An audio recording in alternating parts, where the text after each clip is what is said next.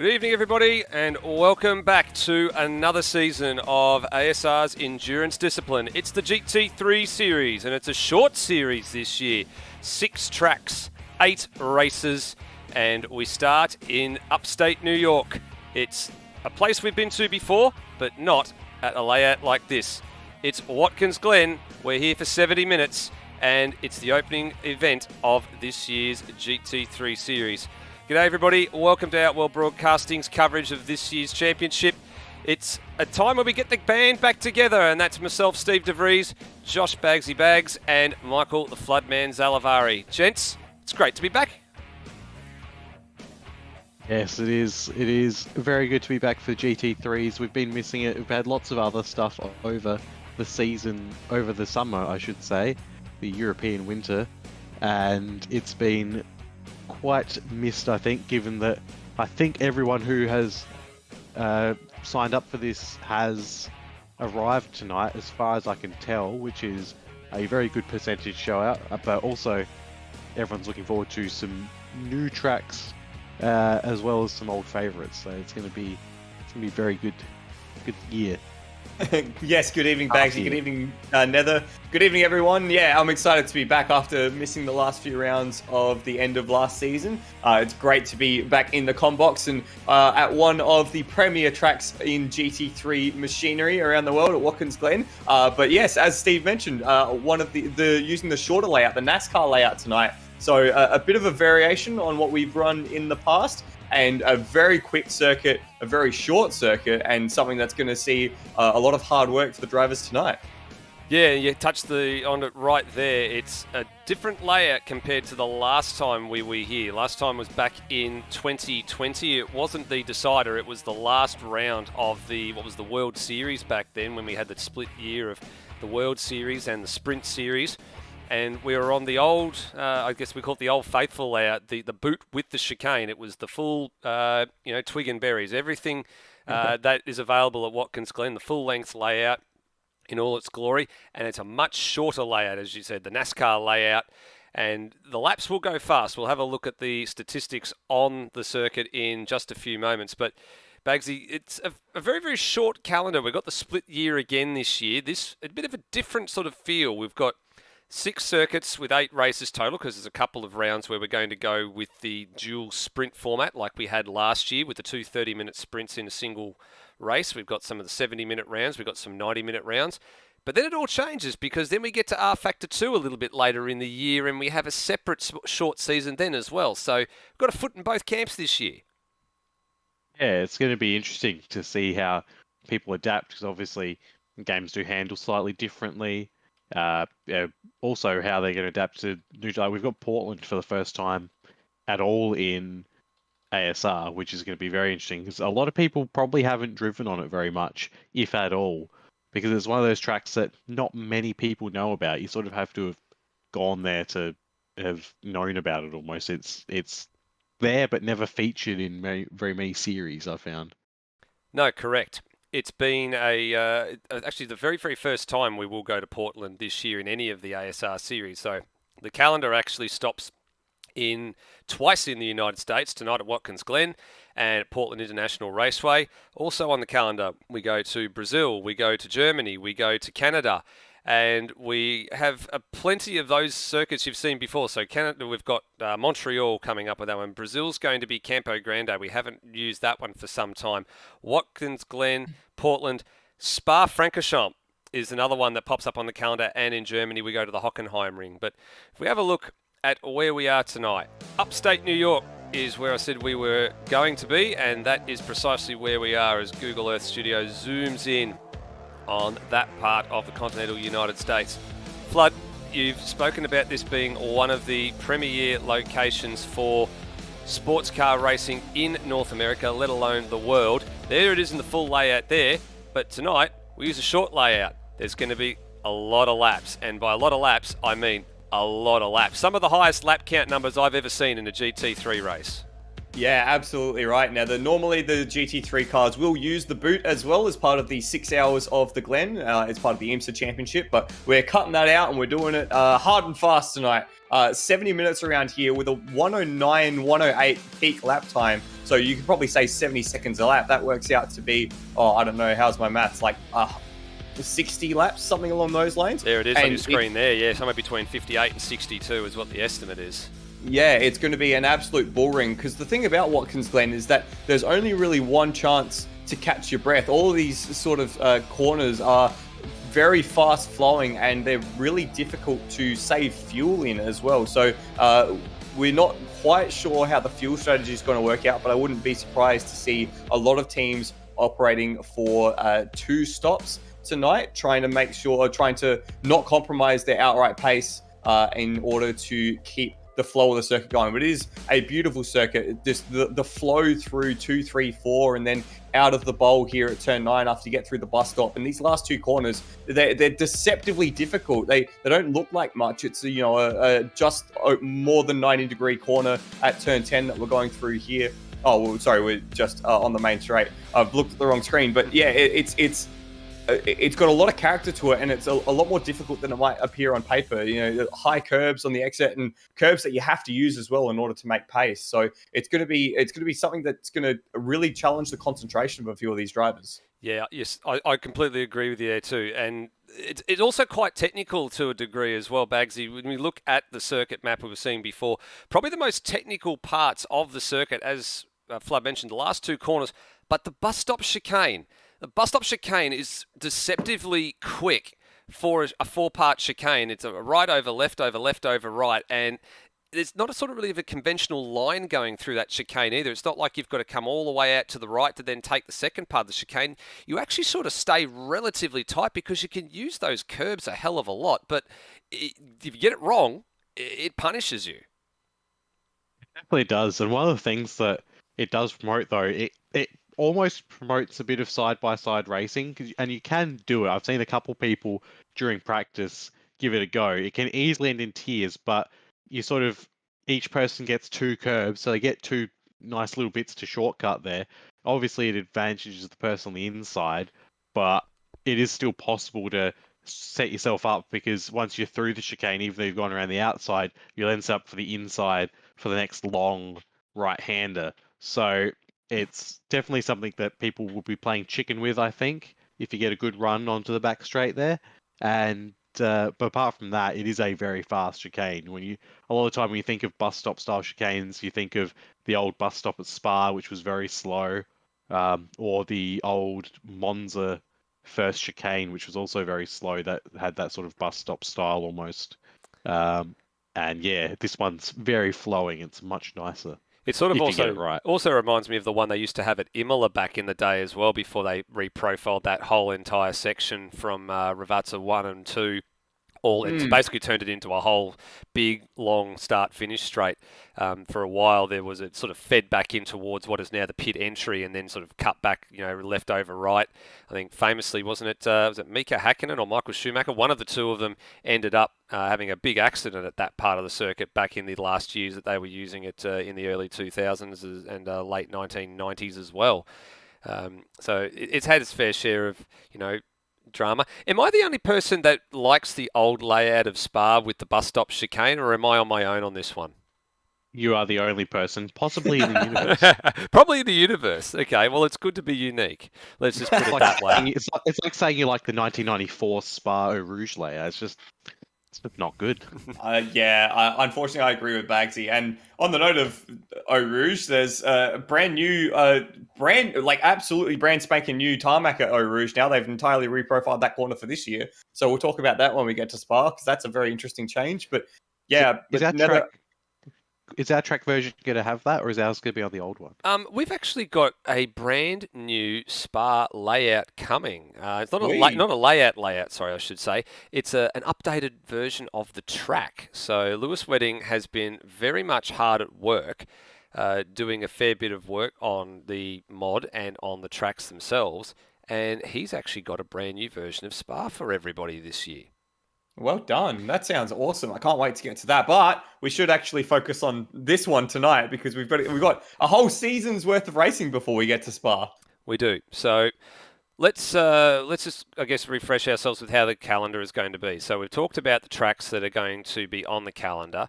If we look at it in general, we've got Watkins Glen tonight, 70-minute race. Montreal, which comes up on the 19th of April, by what I'm seeing on my calendar. I'm just going to double check that that's right. Yes, that is correct. 2 weeks from now, which is a 90-minute race. 2 weeks on from there, 3rd of May, will be Portland, our second trip to the US. So 2 30-minute races there. Then we go down to Brazil, 17th of May for Campo Grande. Well, that's what it is in the game. I know it's got some other sort of really weird long name. I can't remember what it is off the top of my head, but it's in the same sort of vein as, Autodromo Jose Carlos Pache, which is known as Interlagos. It's sort of along those lines, if you want to be technical. I've got this one for you, Nether. It's the Autodromo Internacional Orlando Moura. There we go. So I was right. It was something along those lines. 70 minutes, is that going to be that race there? The one I look forward to every time, because it's my favourite track, so I always seem to go well there whenever I drive the car, Hockenheimring, which is 90 minutes. And then Spa is going to be the last one on the 14th of June, dual sprint round, 2 30-minute races at Spa. What do you think, fellas? I'll let Bagsy take the floor first. I'm honestly a little bit disappointed it's not going to be one of the 90-minute races because I do like it as an endurance race compared to a sprint race. If I was personally setting up the calendar myself, I would have swapped Hockenheim and Spa, gone with the sprints at Hockenheim and the 90 at Spa. But the sprints will make it for an interesting race because it's going to be a very short amount of laps, and everyone's just going all out. So there's definitely potential for fireworks there.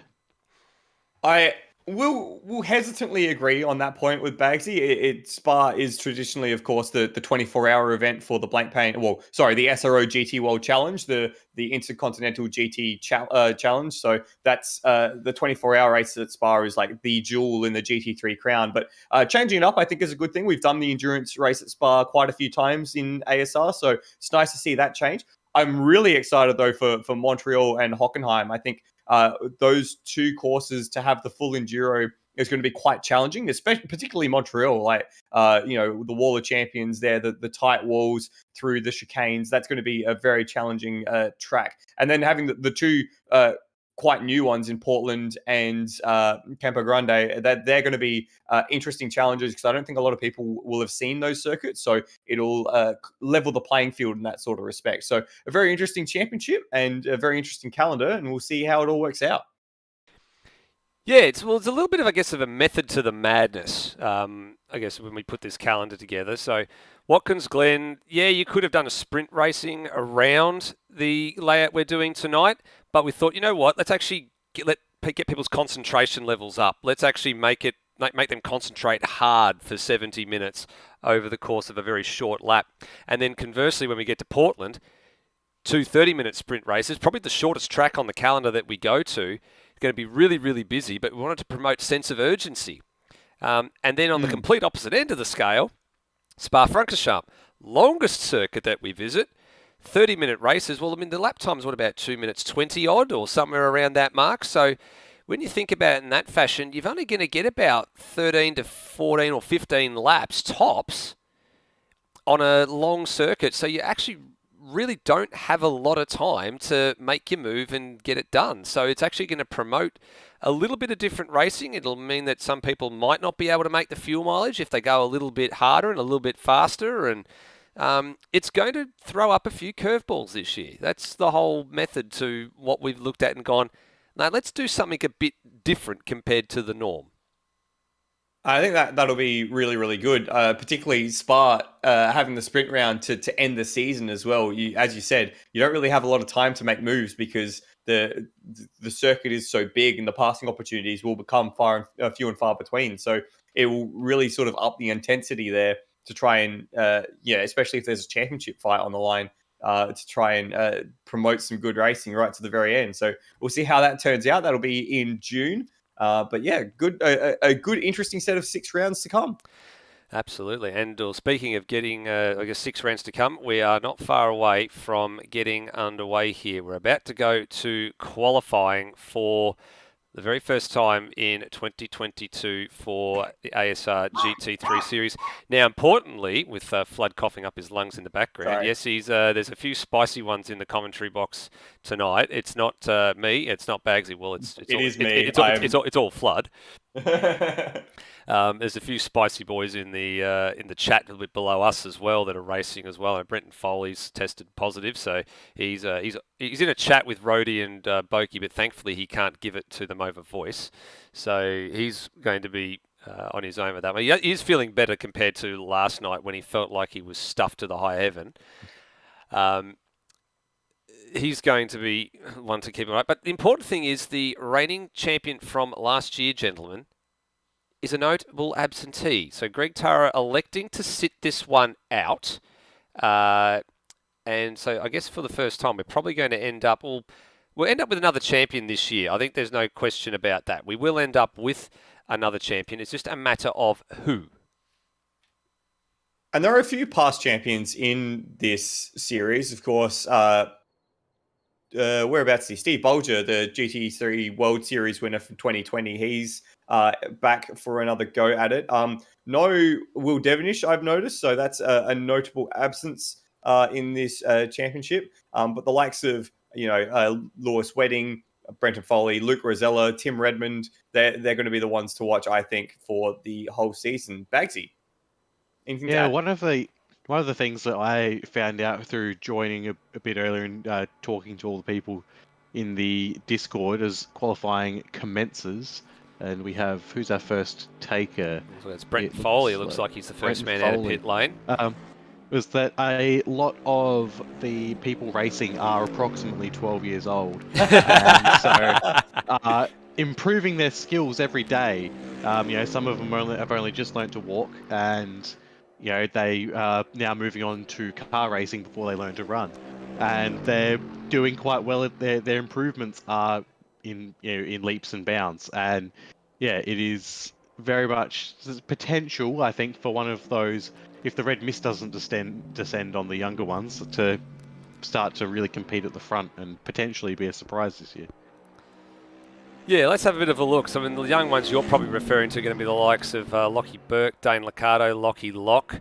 They're probably the three that immediately spring to mind here. Justin Cecil, I think you can probably put into that bracket as well. Is Braxton Stancliffe in? Because he was in around having a chat earlier as well. He was talking about possibly running, but I don't think he's put it down for this time. But Brenton Foley's on a lap, so let's go on board here to turn 1. So no real curb use on the inside. Does use the outside curb just a little bit in his AMG Mercedes. Up the hill, this is the tricky one, because you really want to try and hold the car to the right for a little bit, try and open up the second part, the left-hander, and pretty much just very, very nice smooth hands on the wheel all the way up the hill. Now down this big long straightaway. Where does he hit the anchors? Just before the 200 marker, which I guess is I'm not sure if it's in inches or it's in feet. Oh, whoops! Whoa. And there goes Brenton Foley. So big 360, and he's out of business. So the next man to get across him was going to be Felix Kims, and Foley's just got to sit there. He's just got to wait. Unfortunate there for Foley, but you can see straight away how difficult the curbs are and how much you need to use in order to make lap time. So it was just a little too highly sprung on the rear, and it sent him around straight away. Yeah, he's got going again. He's just on the outside of the circuit, just crawling very, very gingerly back to the lane. Now, the yellow flag will pop up from time to time as the drivers come around the last couple of corners. That's just to do with where all the cars are positioned in the pit paddock. So don't worry too much about that. All right, so we get our first times are coming in. Felix Kims, Lockie Burke into a 10-2. Termo is now gone to the top. It's at a 109.1. So that's very quick. That's a personal best for him across the weekend so far as well. Redmond got a track strike. Liccardo went in there with a 10-3. Check out Luke Rosella, though. Yeah, Rosella's probably flogging it like he always does, and he's gone straight to the top with an 8-4. So that's by clear and above fastest lap of the week so far. in a Lou Sim Sport Porsche. So we're expecting a lot of lap times around the low 109 mark. I think there was Steve Bolger, Steve Warwick, Lachlan Locke, Termo, Lewis Wedding, Brenton Foley, Felix Humes, all separated by about 2/10 in practice. And then, of course, Luke Rosella just came along and blew them all out of the water. So it'll be hotly contested for that second place on the grid. But we'll see if any of them can make the stretch up into the 108 land and see if they can challenge Luke Rosella. Well, these guys at the moment are not going to be challenging each other. Liccardo and Redmond, and they're bottled up behind Benjamin Rhodey Rhodes' Lexus. So these guys are fighting each other and it's hurting their lap time, although Redmond does go to 6 with a 9.8. So that's at least something for Redmond to look at. He's got a half-decent time on the board, but he needs to press on, press on, press on. Come on, this is looking like they're about to go racing here, not play qualifying laps. This is very, very awkward going up the hill. Oh, the walls are very close there, and it's easy flat when you're by yourself, but when you're side by side like that, it is a much more difficult prospect. Glad to see them both squeeze out the other side, but with the current pole sitter, the provisional pole sitter, Luke Rosella, right behind them, they're going to get a wriggle on. Yeah, they're going to have to get a wriggle on.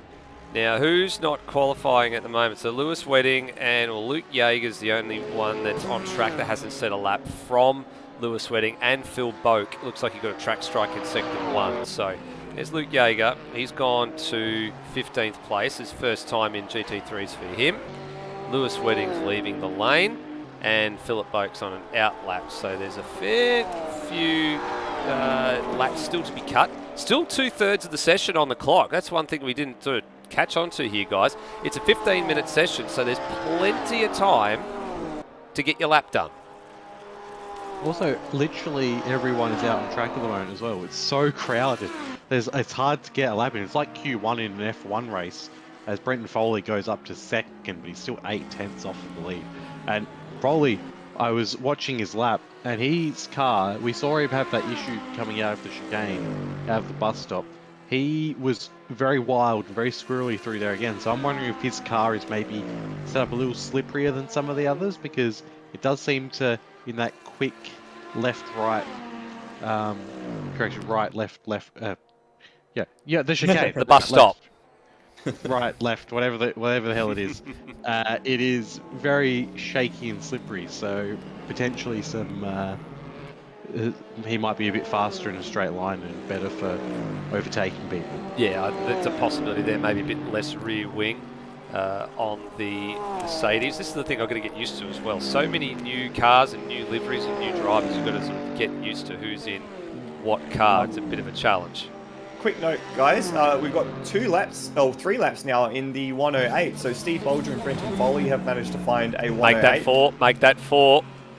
And make that 5. So it looks like everyone's been hiding a little bit of pace in the practice session, but it's still so tightly packed between Bolger, Alvarez, who's jumped into 3rd, Phil Boak now, who's jumped into 4th. They're separated by less than 0.5 of a second for that second place. So it is mighty close between the field at the minute. I reckon Alvarez got a little bit of a toe as well in that last lap, because he just used Benjamin Rhodey Rose to try and do that going into the bus stop chicane, but got a little bit of contact there on qualifying, and that sort of hasn't really worked for him. But wouldn't be surprised to see him elevated up the order because he got a little bit of drafting assistance. But that's still a fantastic time for one of our 2 overseas competitors. The 2 of them, Christian Alvarez and Felix Kims, both in the Lamborghini, so they'll be easy to spot. They're the only 2 Lambos in the field. And at the moment, they're 3rd and 14th. Just having a look around, and this, I feel like the fastest lap, apart from Luke Rosella, second place, might just be based on if you manage to get yourself a good spacing versus actually going and doing the fast lap, because it's so busy and everyone's trying to improve their time. Usually people at this point will sort of give up and be like, oh yeah, I'm pretty much done now, but we only have 3 people in the pit lane. And I think 2 of them are going to start coming out in a second anyway. They are, and we've now got 7 drivers that are in the 108s as well, but there's only 0.3 that separates 2nd through to 7th. So there's not much in it at all. Bolger's the smart one at the moment. He's got the clear track. He's got plenty of it as well. He's on his way to the bus stop chicane right now, and there's nobody ahead of him till he gets to the other side of the chicane. But the clock disagrees with him. That's the problem. Look at that. He's half a second down his own PB. Yeah, no, he's struggling a fair bit this lap, and I mean, depending on how maybe he's fueled up a bit, but yeah, Luke Rosella is looking pretty untouchable at the moment. I think so. Do you reckon Luke's going to try and crack a 7? I think he definitely wants to try and crack that 7. I would not be surprised to see him go and grab a 7. He's just tootling through the pits at the moment. He's got plenty of time to try and grab it if he wants to. But I don't know if that's a sign of things to come. Just noticed as well, guys, out of curiosity, Felix Kims has just set the purple sector for Sector 1, but he has picked up a track cut, looks like, in Sector 2. That's a shame for Felix Kims, one of our internationals. Oh, no, he did. He got across the line. 10.000 for him that time around. But he's the only man that I've seen crack a sub 30 second Sector 1. And Sector 1 is basically all about how you exit Turn 1. It's really nice that the sort of sectors kind of focus on the 3 different parts of the... Well, I mean, yeah, of course they do, Floody. But like Sector 1, it's all about that entry and exit to Turn 1, because when you come through the sort of S's there, it's all flat, so you don't really have to worry about lifting. Sector 2, you've got the bus stop and the bowl, so that's the really big feature of that sort of part of the track. And then you have the second sector mark, just where Felix Kims is just about to break now on the exit of that curb there, and he's at a 48.4 at the moment. And then the last sector is these 2 difficult final corners. So it really makes it easy to figure out where you're going faster or where you're going slower based on your sector times, because there's only really one place where you can be gaining or losing time per sector. Yeah, he's got 5 minutes left as well to improve the time. So he's been up in Sector 1, down Sector 2, and not that far away, Sector 3 and 9.8 that time around. And his best lap on the board's a 9.7. So not that far away. Although we only got 4 3/4 minutes left in this session. And everybody's leaving the lane. And they're going to try and get their last couple of laps in. Got the loose SimSport Porsches. Whoa! No, they weren't. I was about to say the loose SimSport Porsches were working together until Lewis Wedding rear-ended Luke Rosella. So that's worthy of our Outworld Broadcasting replay for this one. Yes, we are using the Supercars graphic. No, I'm not changing it for the year, just for Supercar, for GT3. Let's have a look. So here we go. This is what was going on. They were drafting buddies here. Rosella's leading out for Lewis. And I think this is going to be on the car behind, and the answer is yes. Not a good start to the working relationship between the Porsche men. Not going to help Rosella get a 107, that's for sure. No, especially he was the lead off in that one there, so especially not because he was in front. I'm amazed at how many people. Go on. Sorry, Bagsy.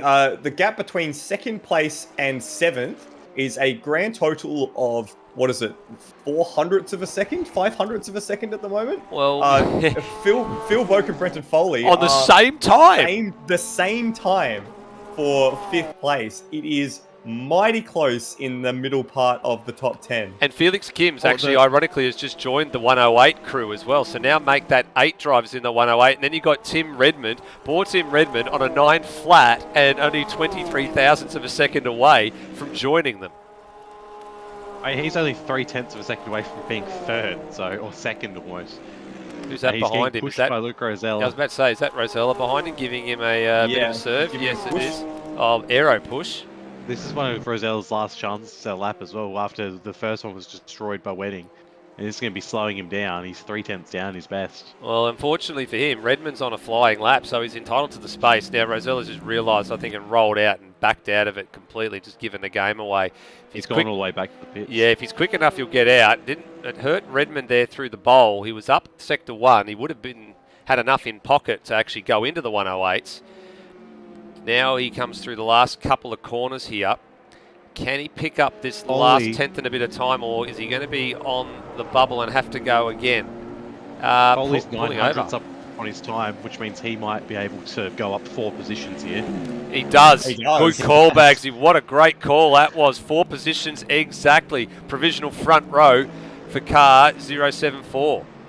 check out the gaps though between Foley and Lewis Wedding is 7/100ths of a second. That is incredibly tight through that middle. Like that's stupid. That's stupid tight. I don't understand how this is happening. That's mental, absolutely mental time. Let's go have a look back a bit further down the field. So Steve Warwick, he's pretty much plumb smack in the middle of the field. And look at that, nearly 4.5 tenths up at sector 1. He's now starting to follow a bit, but he was very wide at the second part of the bus stop chicane. And Boak, is that Boak? Phil Boak in there, I think, with... No, it's Foley. Sorry, no, it's Foley on the side there as well. But Foley's trying to go onto a lap, but Warwick's on a quick lap as well. Look, he just lost it all. Both Loose Sim Sports cars hit the inside wall at the bus stop, so they've gone back to the pit lane. They might not get out again. In the midst of all this, Bolger's gone back up to second place. Lock spins at the final couple of corners as well. It's all going off right at the end of qualifying here. Lewis Wedding might make it round. I do not think. Actually, no. Lewis Wedding. They won't. They're only now with a minute. So. No, they're leaving the lane now. So if you're out on the track, you've done too. If you're out on the track, you just got to press on. You've got no choice. You have to press on. So Foley's going to be on his last. This is going to be his last lap now.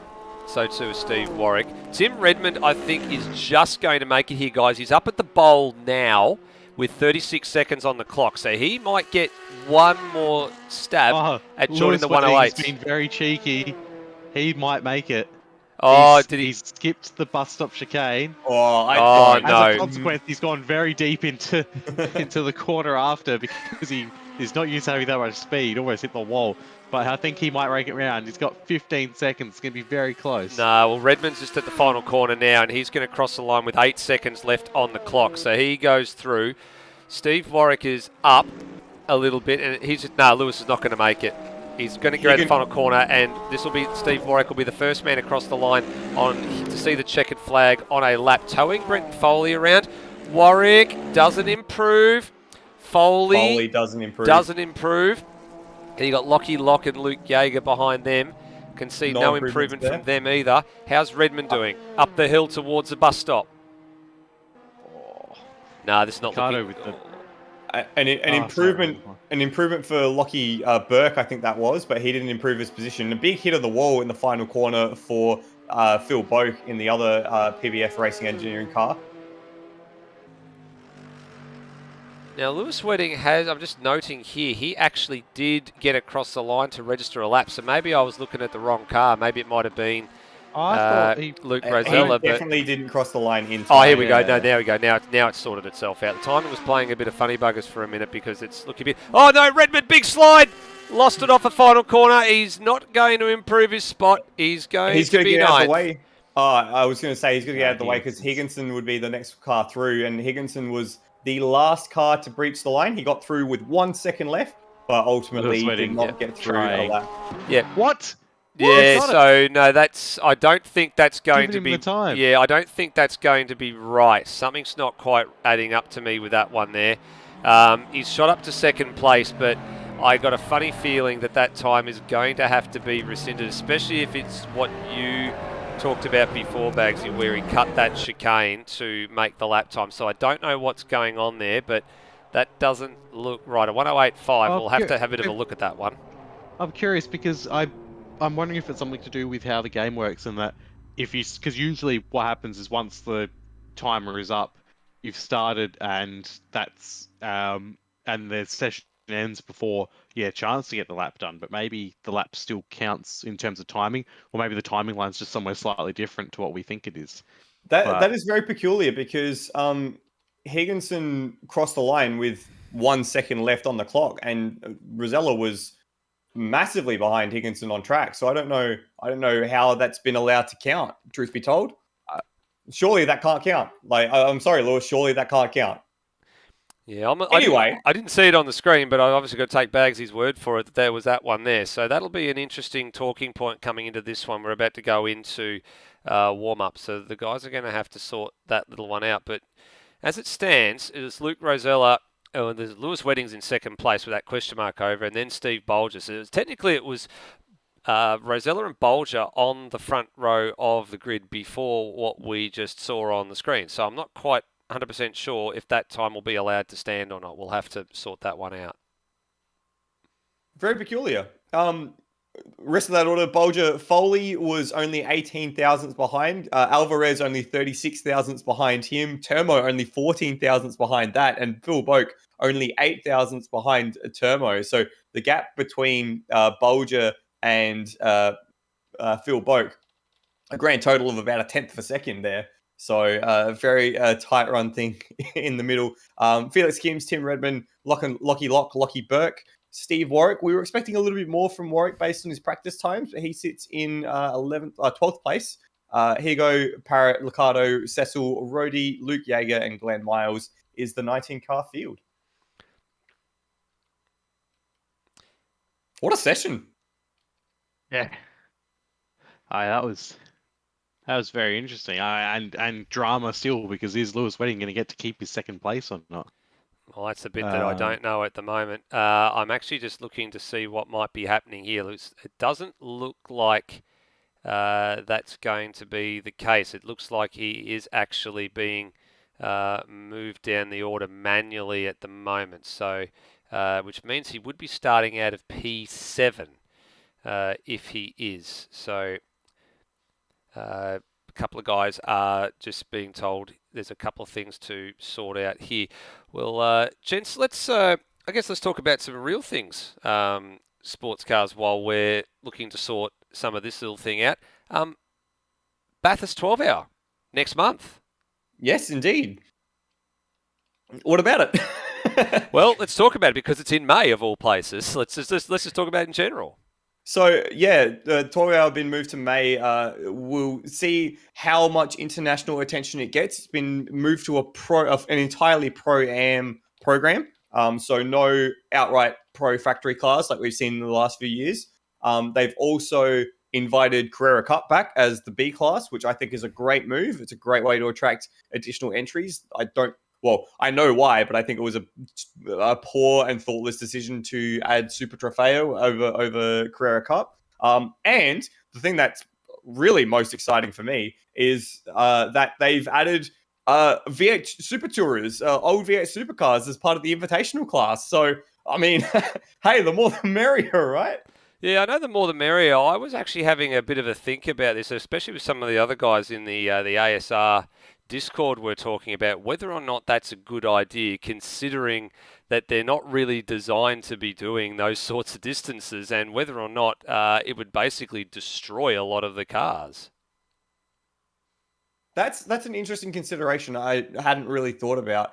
I mean, I hope that the answer is that it doesn't. I have seen the former V8 supercars be robust enough to do 24-hour races. Things like the Creventic 24 Hours of Dubai and those sort of events, and the Gulf 12 Hour and those sort of things.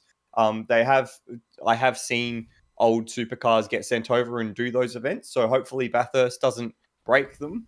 The concern I think that the organizers have had is that entries without the international, buffet of GT3 factories, entries might have looked a little slim.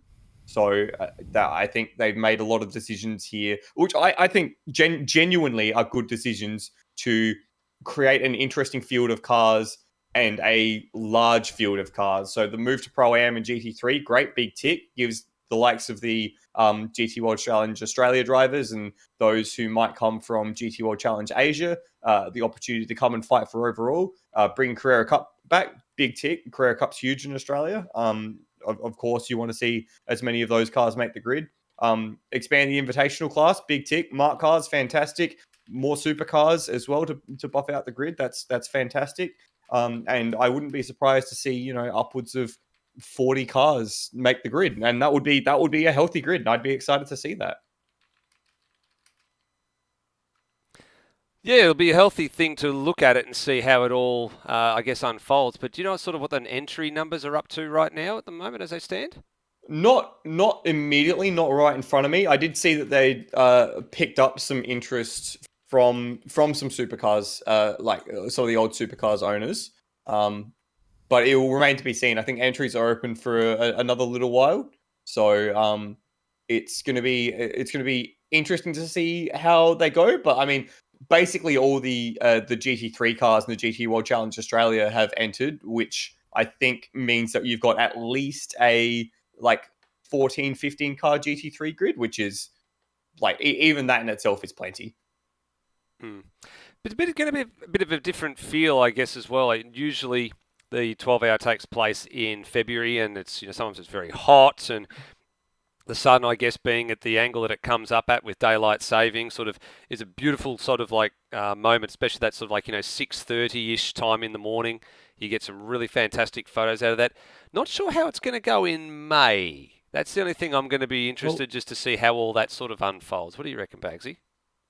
I think the biggest thing is it's probably going to be more nighttime running potentially in at the start of the day, and I'm not sure when sunset is at the because it was it May 4. May 13 to 15. So I've actually got the times in front of me here, Bagsy.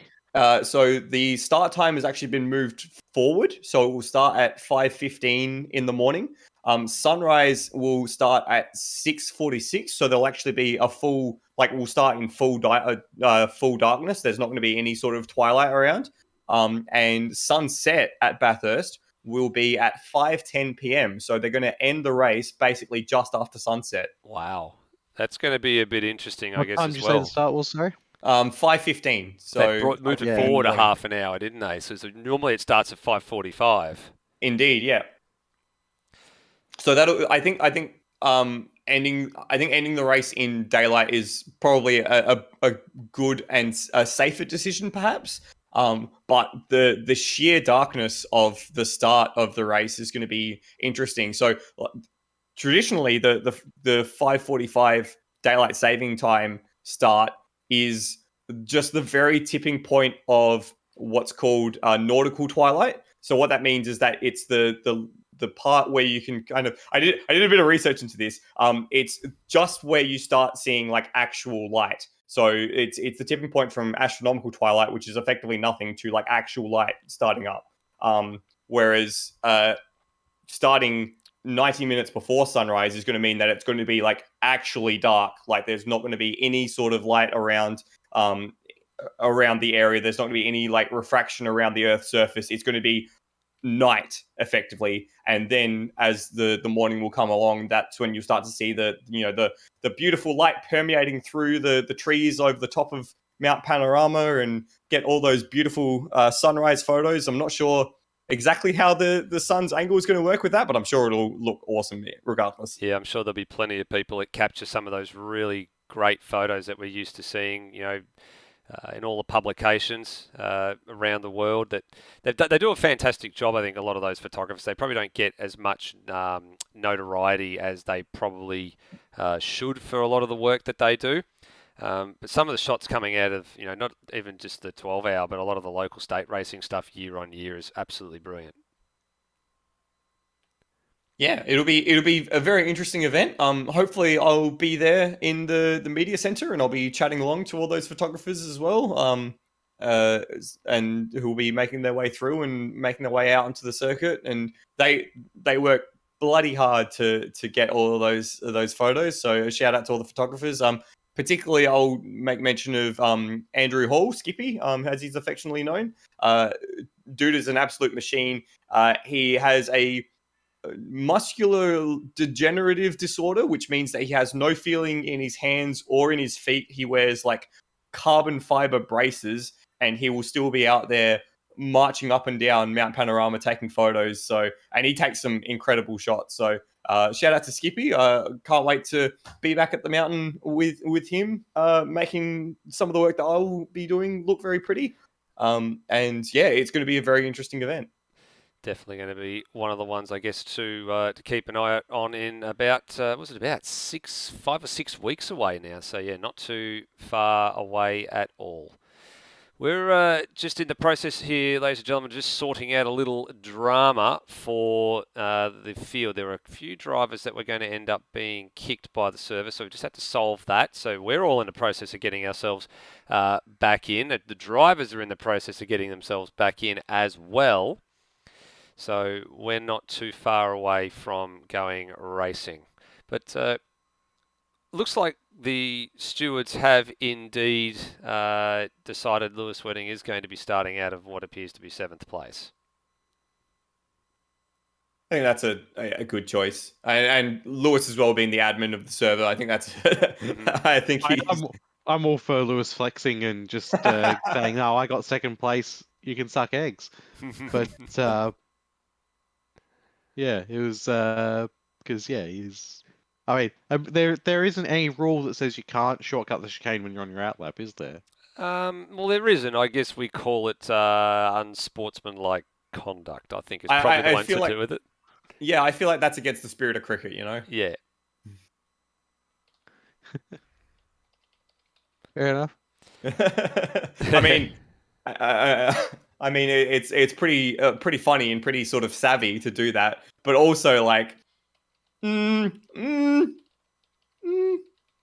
it's not like for example the MotoGP at Mugello where they can use the track cut to get back to the pits, and like that's part of the drivers or the riders' briefing notes that you are allowed to do that, and that's fine. Yeah, I think that might just be just against the spirit of the game.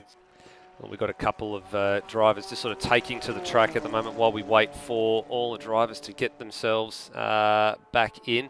Looks like we have got the little drama sorted. I mean, a few of the drivers are going to be told that they've got mismatches and all, but oh, well, that's just, I guess, what happens as there's a bit of fun and games going on at the moment.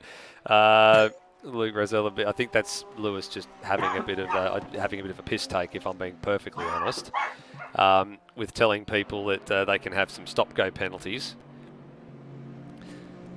I think he's maybe giving Luke a penalty for nailing him at turn 1. Oh well, it was he that nailed. Exactly. Rosella. So it's like, well, you'll be like, oh no, you nailed me, Lewis. It's like, no, he'll be like, you brake checked me, you bastard. So it'll be all sort. It'll be on between. Where are they? I'm looking to see if I can find them in the Discord. They're down in the streamers chat, I think. Yeah, they are. So there's a bit of a love in there, Lewis Simsport love in right now. But I bet you it got a little bit heated for a bit. Well, able to kissed and made up and moved on.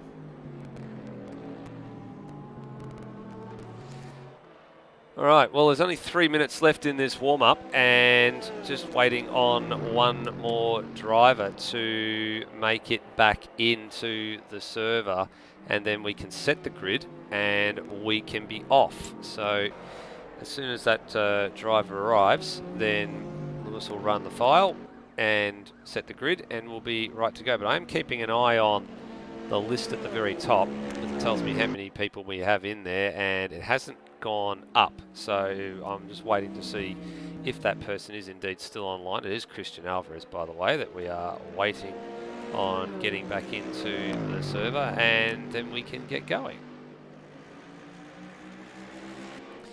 All right, gentlemen, well, I guess before we get underway, while we're waiting on Christian to get back into the server, predictions time. Who's going to win this race?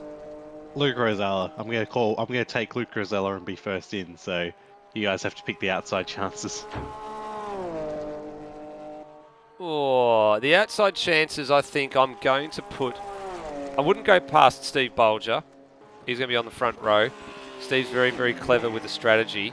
I'm looking to see Tim Redmond possibly launch his way onto the podium. I think he's a bit further back in the order than I think he would probably want to be, but I'm thinking that 3rd place is probably what he'd be targeting for this race. Ready? Is he here? I think Floody may have temporarily vanished. Well, I'm going to do Floody's prediction for him, and Floody is going to pick Rhodey. The Rhodinium road dear. Is going to be Floody's pick. If he wins, then it'll be inspired. But yeah, bad luck, Floody, with your Rhodey pick. What have I done? You picked Rhodey to win. Oh.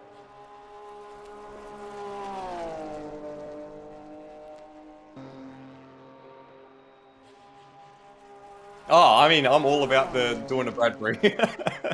I did just have to go get another glass of water. Staying hydrated when you're sick is very, very important, everyone. So make sure, and if you're watching as well, make sure you get a glass of water and settle in for 70 minutes of action. I wouldn't be surprised to see Bolger jump up and really challenge Rosella. But I think Rosella has the luxury of outright pace is the thing, so he can basically do whatever he wants. We'll see how that translates to stint longevity, but yeah, we'll see how that works out.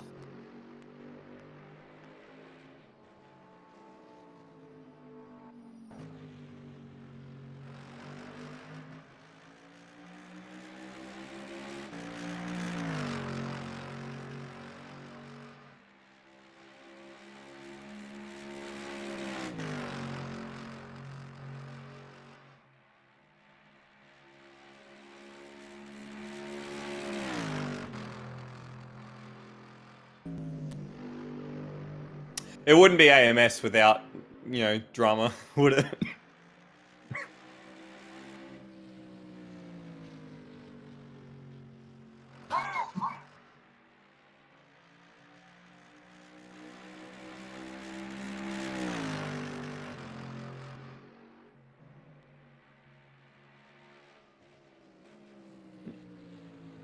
So, perfect time if you are watching at home to grab a glass of water and, as I said, settle in. Yeah, crack open another can and I'll be ready to go.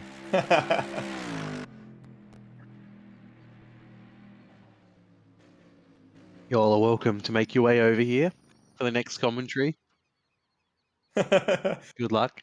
Unfortunately, I'm confined to my house, so you'll have to come here and just leave it at my front step. That's right. That being said, though, I've since I've had the spicy cough, I would be able to go in and not have to worry about catching it from you. So that'd be Oh, well, there fine. you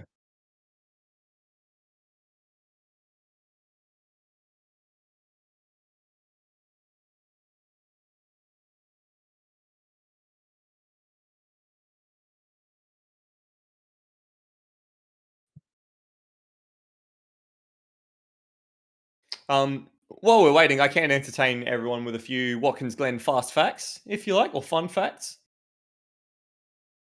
Um, uh, Something that I found very interesting is that the NASCAR lap record around here, using this exact layout, is a 108.1. So we're actually very, very close to that lap time here.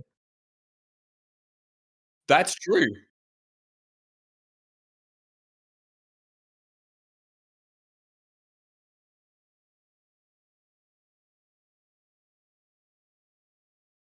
And I think it goes to show how much of this circuit is fully flat out. Quick quiz. Who has the qualifying NASCAR lap record around Watkins Glen International? Marcus Ambrose. You are absolutely correct. Well, he was the Watkins Glen specialist, wasn't he?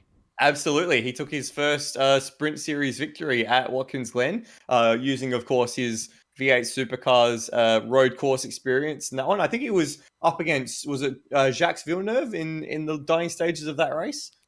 So yeah, he is the one who has the lap record around here, and this circuit actually dates all the way back, I think, to the modern iteration of this circuit is the early '90s, with the bus stop and the boot. So yeah, I think that's a pretty cool little bit of Australian racing history that we've got such a notable record around a circuit like that. But yeah, it's kind of wild how quick a NASCAR gets around here. Can you imagine being in a NASCAR through the bus stop? No, I can't. That'd be terrifying. Oh, it would be. It would be terrifying. Especially because those cars are obviously when they have to gear them up specially to run in for the road courses.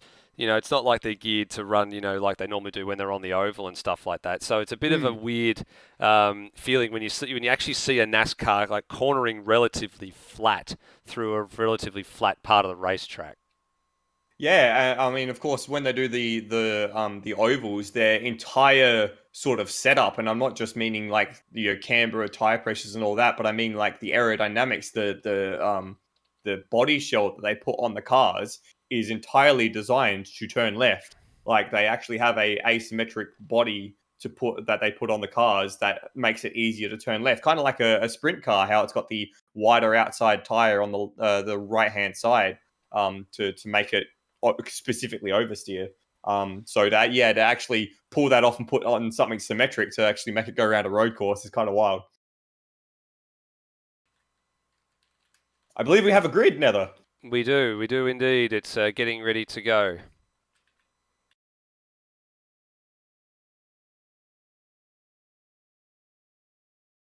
Everyone's We excellent. are. We are getting ready to rock and roll, it appears. So we're just waiting on a few drivers to make their way to the grid, Pulse Sitter being one of them.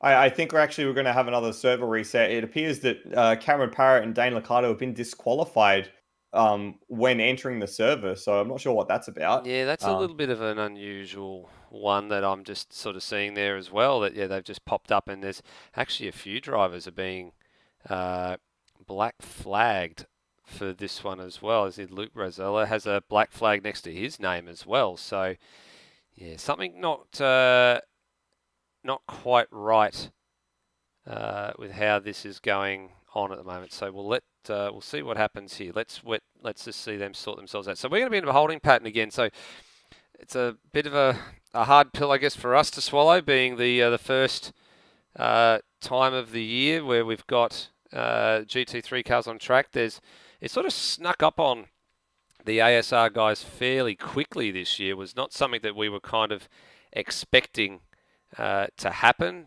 so quickly. Well, I guess we're all focused on Dev Series and supercars, and this one sort of really snuck up on us. And oh, that's right, we've got to deal with, because the guys have been going flat out, putting a lot of content together, and very, very, very surprisingly, I couldn't do a lot of the work that they actually do in the short times that they've been able to do it. It is a huge community effort. So big ups to all the admins, all the modders, the track builders, the painters as well. Some of the liveries that we've got across the GT3 and the Dev series, and the pardon me, the supercars and the super trucks as well. It's really kind of cool to see how much of the community aspect shines through with with all the work that everyone does to get things going and to get things into a place where we can enjoy some motor racing on a Tuesday night. Absolutely. Now, I'm hoping that we don't have the same sort of situation we had back in 2021, at the end of 2021. Remember, Bagsy, you and we sat there at the last round for there was a title deciding round in Bahrain, and the second race we had about 5 or 6 goes at actually getting it to run, and then we ended up with having to do a standing start, which is not normal in GT3 machinery. I'm hoping we're not going to go down the same pathway this time around. Yeah, it was a pretty brutal evening in terms of trying to get things going, but it did get going eventually, and I'm confident this will get going eventually. Who knows when, but it will. Yep, and I think there's one or two, again, a couple of guys that have just bailed and trying to get themselves back in to get us going again. And once they are in, they'll run the grid, and then we'll hopefully be right to go. But I always worry when drivers are going to the grid that there's some sort of little black flag drama. And the strange part is I actually don't know what causes some of those. Those are the issues that you look at and go, hang on a minute, how did that happen? It's just one of the things about using a 20-year-old platform as your basis of the game, right? It's just AMS does AMS things sometimes, and we do the very best we can. We do very well most of the time. But yeah, from what I've heard, the finale last year, that must have been an absolute head scratcher, to put it nicely for you guys. Yeah, I think so. I'm actually just having a bit of a quick look in the paddock just to see where all the cars are that may have actually been that were disqualified in that one. So it was Parrot, it was Rosella, and it was Liccardo. Now they are all stationed next to each other.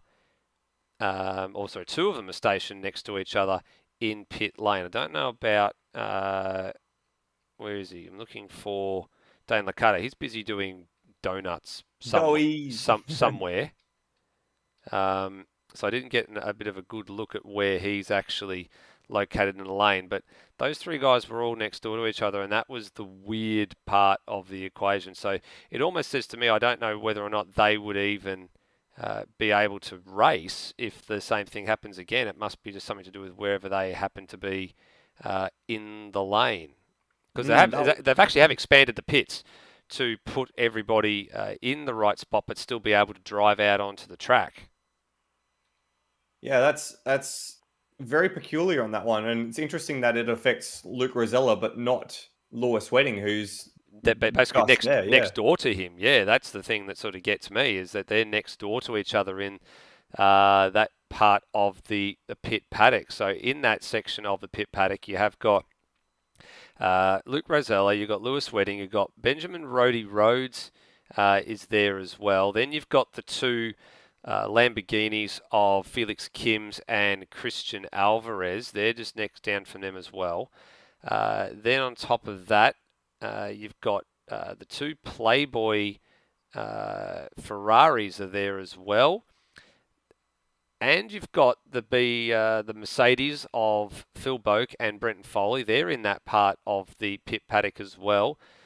Steve Warwick and Lachlan Burke are both side by side there as well.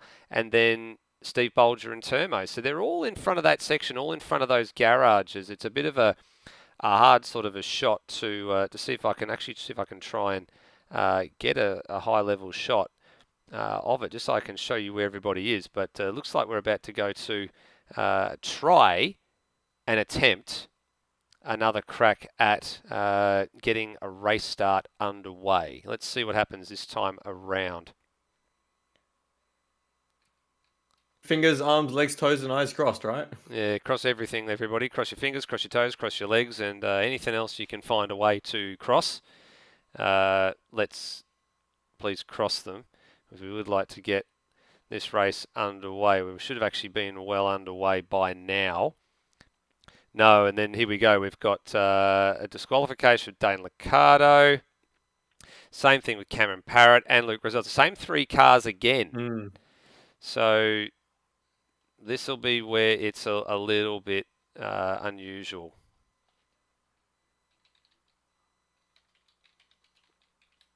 How peculiar. It is very peculiar. What can we do? Is there any way to force a non-disqualification, or is that just the game doing what it does? I think this will be the game deciding what it wants to do, which will be a bit strange. Probably something to do with, I guess, maybe the track and where everything has happened to be. I've actually just put a suggestion forward, maybe the guys that are being disqualified to jump into a guest car and see what the option is there, because there is one guest car that's being used at the moment, which is Luke Yeager, and he's in a McLaren, and he's in a different section of the circuit. So that's what makes me think, okay, let's get the drivers that are in the disqualification problems to go and jump into a guest car. So there'll be Luke Rosella, that'll be Dane Liccardo, that'll be Cameron Parrott. So there they go. So they're all jumping out now to get that done. Hopefully that solves it, and hopefully we can get a race underway. Yeah, pray so.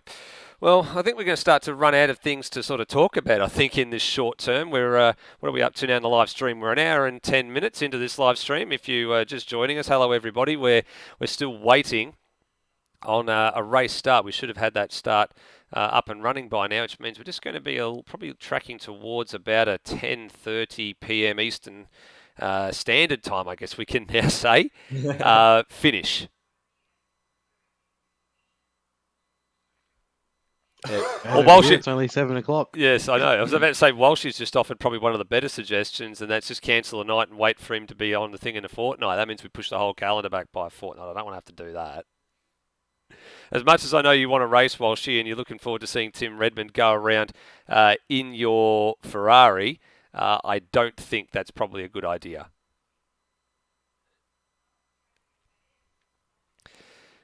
I mean, it would work out. Would work out nicely for Walshy. Oh, it would work out. Of course, it would work out nicely for Walshy. I got no doubt about that. He'd love to be out there with Glen Miles, and I mean, they were cutting some practice laps together earlier in the week, so that sort of is what sort of got me a little bit. So let's actually see if we can hone back in on that part. While we're waiting for everybody, let's see if we can hone in on that little part of the circuit we were referring to before. So we have got a. We've actually got Rossi in our broadcast booth. Sorry, Nether. And he's got possibly a few options for us to go through. Rossi, first of all, how are you? Not bad, mate. That's good to hear. So can you shed some light on what's going on? I have absolutely no idea. Oh, okay. No, I think just talking to Lewis, I think if whatever answer you just gave Nether for drivers to switch cars, if that works, we'll continue. Otherwise, we'll see if all the drivers start in pit lane and then go from there, see if that clears it, and then we'll start the race that way somehow. Okay.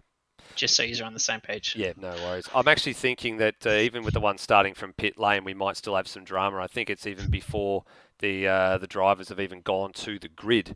Looks like no one's been throwing it DQ'd, up. so So here we go. So we are just keeping an eye on things here because there is this little bit of, I guess, trepidation where we see a few drivers. No, we've got. Well, Dane Liccardo went back into his own car, so that's where his problem is. Luke Rosella was in a guest car and he was fine. So I think we understand now that maybe there's something to do with where the cars are positioned in pit lane. Has got something to do with this. And Cameron Parrott left the game, and I'm not sure if that's left the game because he was DQ'd or what happened there, but he's left the game. So we might have one more go and see how we go.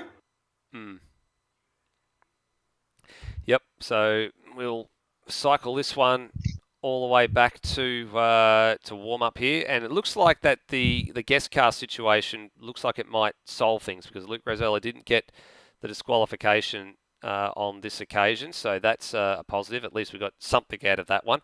There you go. We'll never problems, only solutions, gentlemen. We'll find a way. We will find a way. Thank you very much to Rossi for coming in and shedding a little bit more light. And yeah, he's jumped off and gone back down to see what else he can do to help. Actually, just got confirmation through from Nathan Higginson. It does appear to be where those cars are positioned in the pit lane that is causing the drama. So it's just those last three on the tail end of the support paddock. See if I can bring this up on the live stream in just a few seconds. I'm just getting a camera sort of into position so you can see where it is. Here we go. So while we've got practice sort of underway here, so here it is. So this is that support part of the pit lane. So you can see there's all the cars along there. There's Termo, Steve Bolger, and all the others. And then a bit further down, you can just see where the cars are flashing down there. That car down there at the very back, that black car, that's Lewis Wedding. There were three other cars next door to him at that part of the circuit now that they've all sort of jumped back in and getting ready to go to track. And that's where Parrott, Liccardo and Rosella all were. So it must be something to do with them being within maybe part of the boundary of the pits or paddock or something like that. And then the game's just said, nope, you can't go any further after this, and chucked a wobbly, and that was the end of that. And it looks like we've advanced to the race session and all of the cars have made it in. So we are good for a race start, it appears. Okay, the important thing is that there will be a couple of cars that have some slightly different liveries to what you saw in the qualifying session, excuse me. So we'll have to just quickly run through those, and it'll be up to us to get our bearings, I guess, and understand where everybody's at and where they all are in the order. And here we go. So just waiting on, who are we waiting on here? Waiting on our pole sitter. There's a couple of other drivers that we're waiting on to jump back in. Here we go.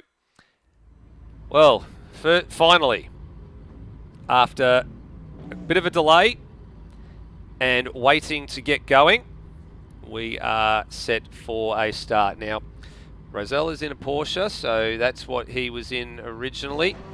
And I'm just looking down the rest of the field to make sure that everybody else that was in the cars they were meant to be in are in there as well. Parrott's found himself an Audi, and Dane Licato's found himself a Porsche, so we're all good. Let's roll through this grid flood.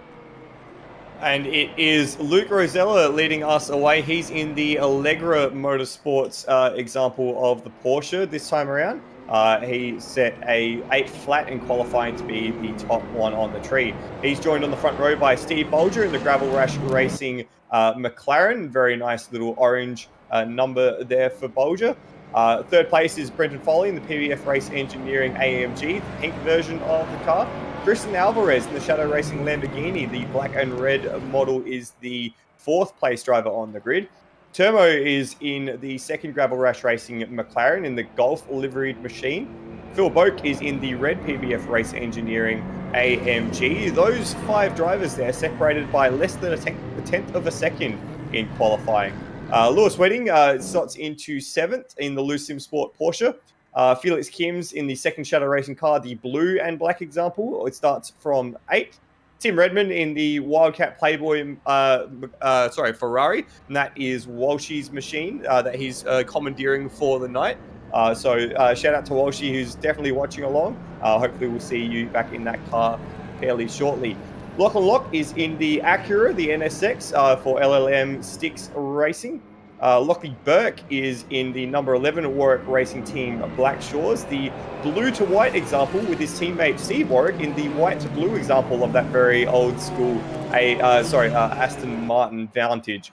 Nathan Higginson in the Ferrari is out of 13th. Cameron Parrott is running the wildcard Santilok Racing Audi for this evening.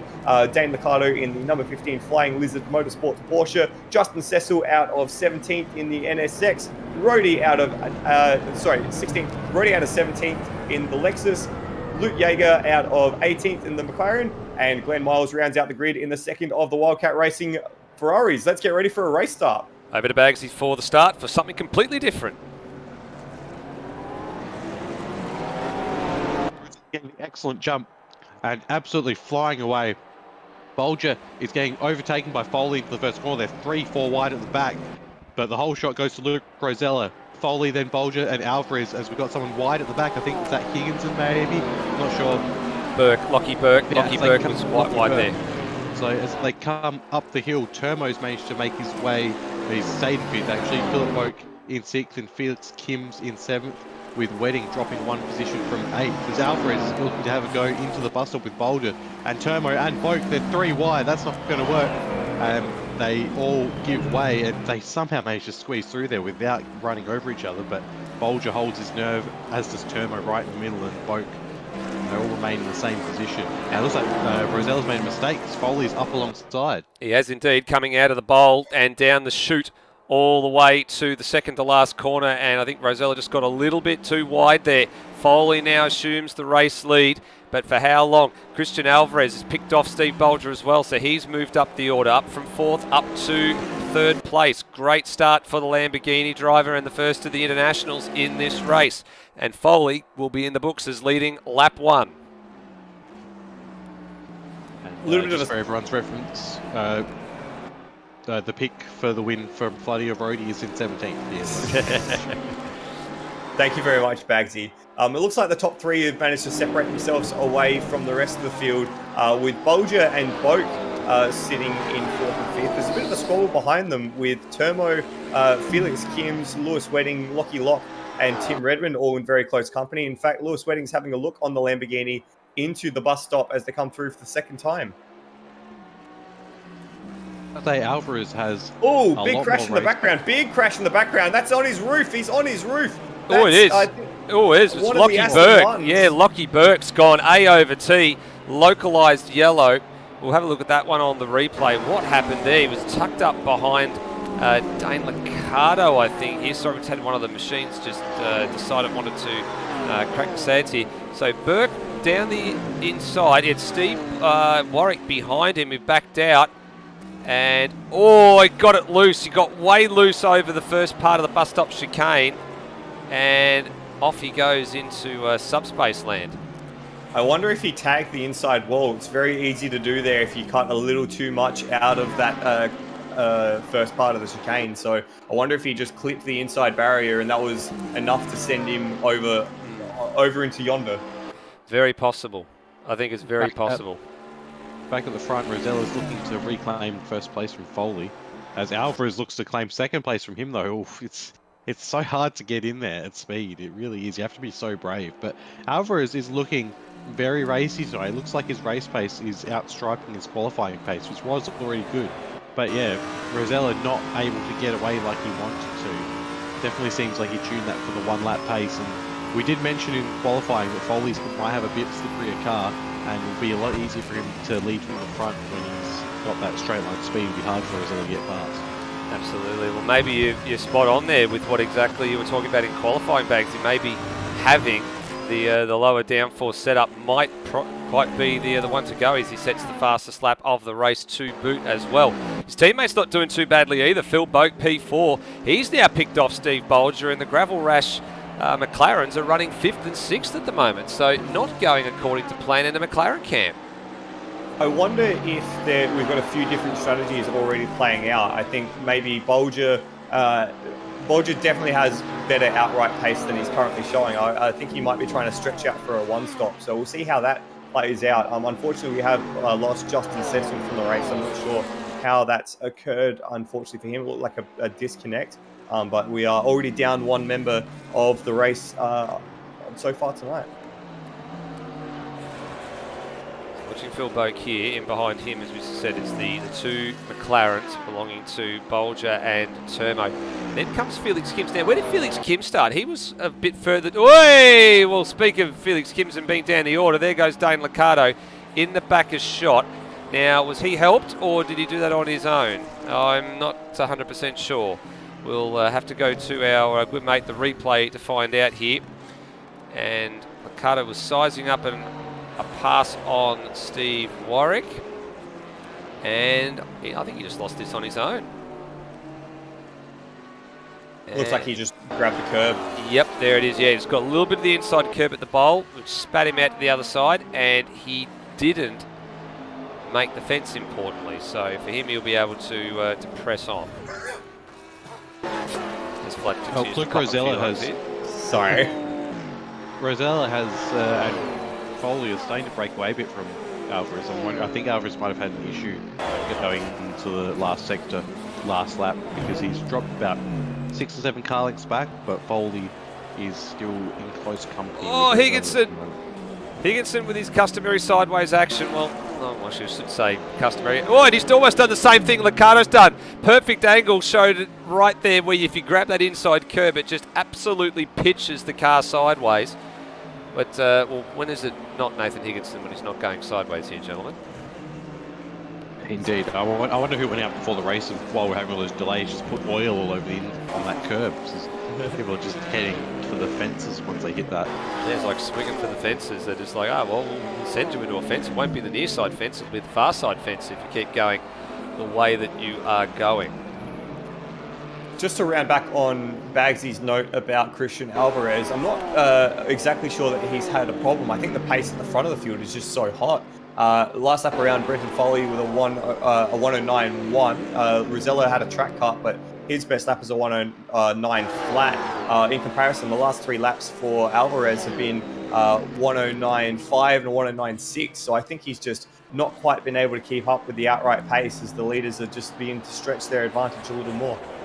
Yeah, they are. So they've got it out to now 2-second advantage, and they're about half a second a lap quicker. Looking at the lap times coming in, they're 2/10 quicker in Sector 1 than Alvarez. They're about 2/10 quicker than Sector 2, and waiting on the Sector 3 times, which are not too far away from being registered. And I mean, there sort of adds up to be, 4/10 out of your 5/10 of a second that they are faster than him. and they've done 21. And actually, in fact, it was quicker than Brent Foley in Sector 3, so gained a little bit of it back. But he's actually lapping similar pace at the moment now to the man in 4th place, Phil Boak, as here comes Steve Warwick down the inside of Lockie Lock. Tim Redmond, actually, he's gone a bit backwards at the start here. He's dropped 2 spots overall, and now he's tucked in behind the rear wing of 377 Aston Martin. Now, is he playing the same sort of strategy that we think Luke Rosella might be playing? Yeah.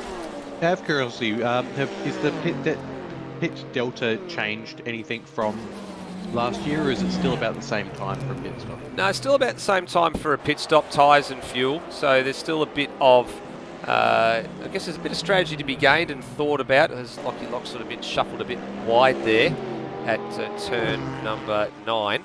There's still a bit of time to be gained if you want to look at whether or not you think you can make tyres last and things like that. But in a short distance race, I'm not so sure that you sort of want to get to the half distance mark and then be doing another stint on the same set of rubber. I think you're probably going to want to change tyres.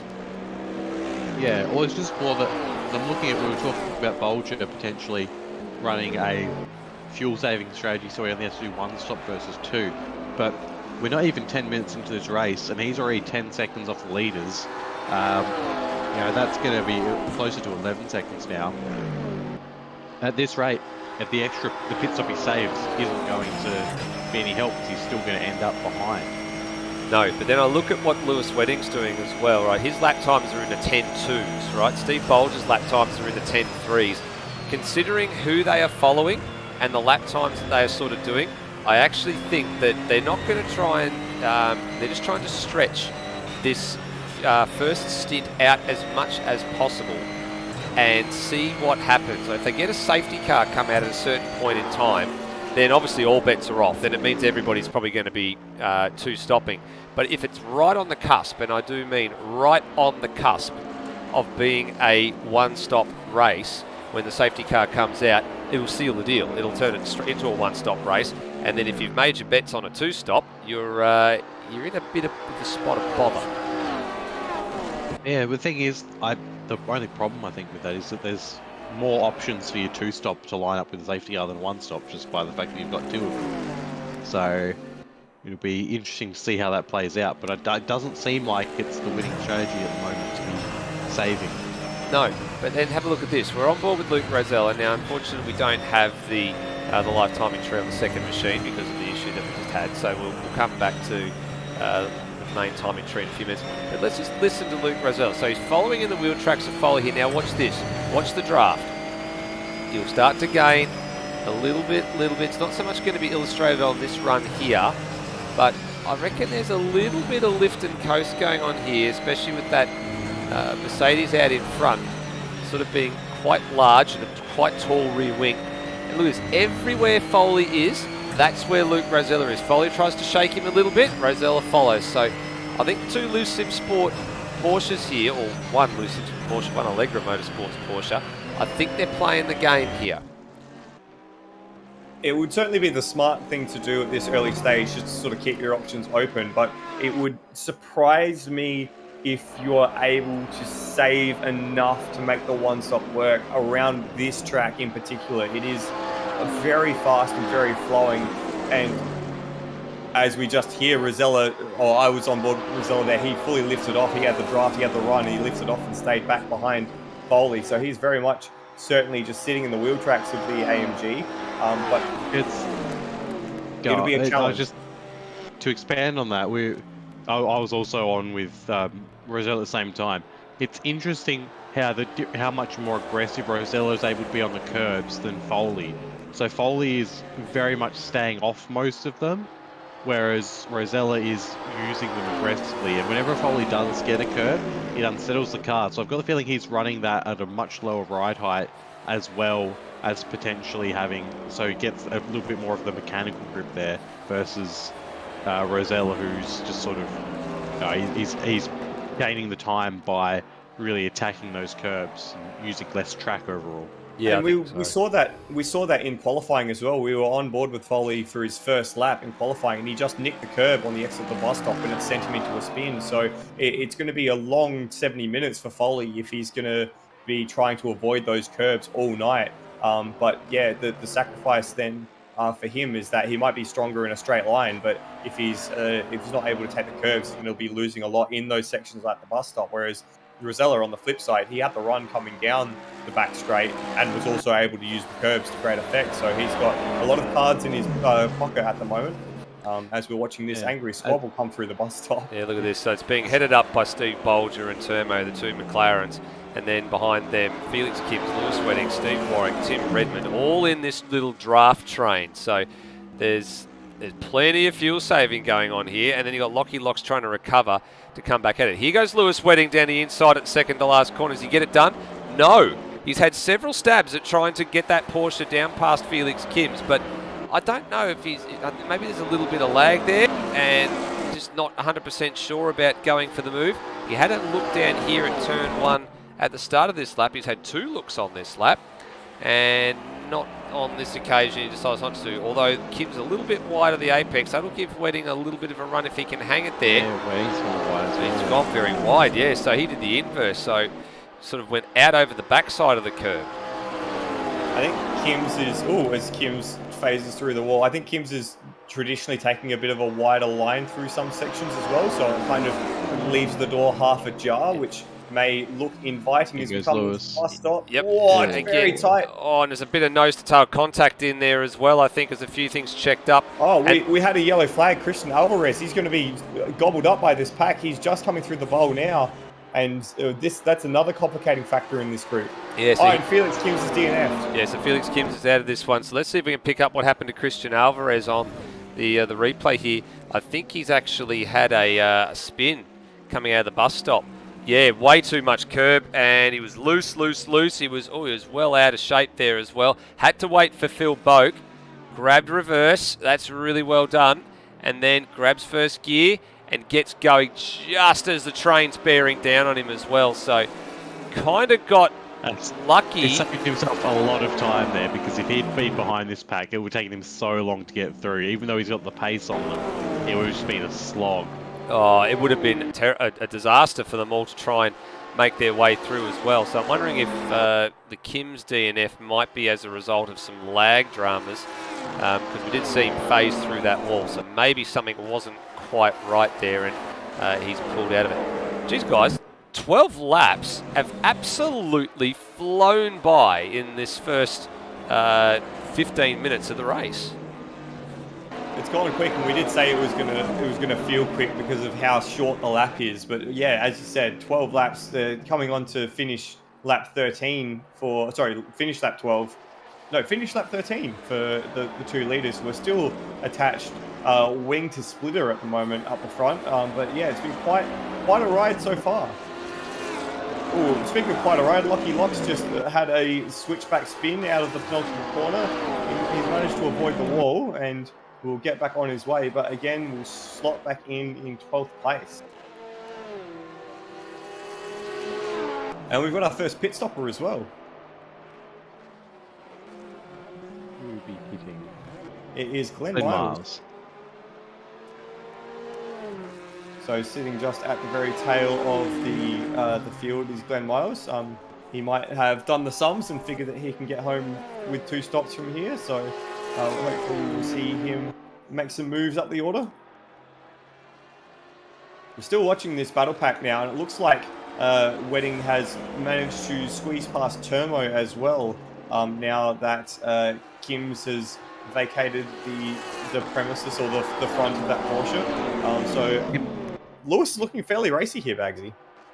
Yeah, he just seemed to be struggling to get past Kims. Like, Turmo was keeping Kims at bay fairly easily, but yeah, I think he just took the opportunity and managed to grab another one. Bolger has just given up. Did Bolger 3 places there? Yeah, I'm wondering what happened to Bolger there. Did he miss a gear or something, or what's going on there? That's a bit of a unusual one. He's dropped all the way back. Let's go on board. Let's see if we can. He went wide. Let's see if we can pick this one up from Steve Bolger on the onboard camera. Let's just have a listen and see. Oh, you got hooked up on the curb. Yeah, and the car had no drive, so then he was a sitting duck coming through here. So basically the bottom of the car is basically bottomed out on the top of the curb. And that's a bit of an unusual one because a lot of the curbs around Watkins Glen are relatively flat. I mean, you can see through the bus stop chicane they're almost flat, but they do have a little bit of bite to them. It's really only the inside ones in places like the bowl that are a bit more raised on the inside. Then I can see on the outside the bowl there, it's completely flat, so you can use and abuse it as much as you want. So just at this part of the course here, there's just maybe as that car just dropped off the back side of the curb, there's a little bit of a sharp ridge, and maybe that's where the car got hung up. And again, that low ride height that you've been referring to, Bags, maybe one or two of these drivers are running might have had something to do with it. Yeah, well, it seemed like the low ride height option seems a bit risky. I've been watching Foley a fair bit, and he's so, I mean, admittedly that is partly Foley's style, but he's just on the ragged edge so often. I wonder he's going to be able to make it through. We're only 20 minutes in. You know, it's going to be a wonder if he makes it through the whole race without an incident. So that's that little issue for as Alvarez has just tagged the wall at the bus stop. And he's just ahead of Lewis Wedding on track as well, and Lewis is catching him quite comprehensively at the moment too. So last lap around, Alvarez was a little bit quicker, but having hit the wall at the bus stop's chicane, Lewis Wedding took a massive 1.2 seconds out of him in Sector 2 alone. So that was quite costly. I think Alvarez is broadly quicker, but yeah, the little mistakes. That's twice now that Alvarez has had an issue out of the bus stop. So I was about to say on Lewis as well, he's just distanced himself from this group. Having the free kick with both Bolger and Felix Kim having issues, it's allowed Lewis to progress his way through this group and get to the top and start eking away from Turmo. He's got a 1.5 second gap now to Turmo behind him, who's got mirrors full of Steve Warwick at the moment as they come through the hill and onto the back straight. And Warwick's got the drive coming out of turn 4, and he's going to take the lead in that battle quite comprehensively. Easy job at the end of the day for the Aston Martin. Tail sort of gets out a little bit on the approach to the bus stop chicane. Moves car 377 up to 6th place on the road.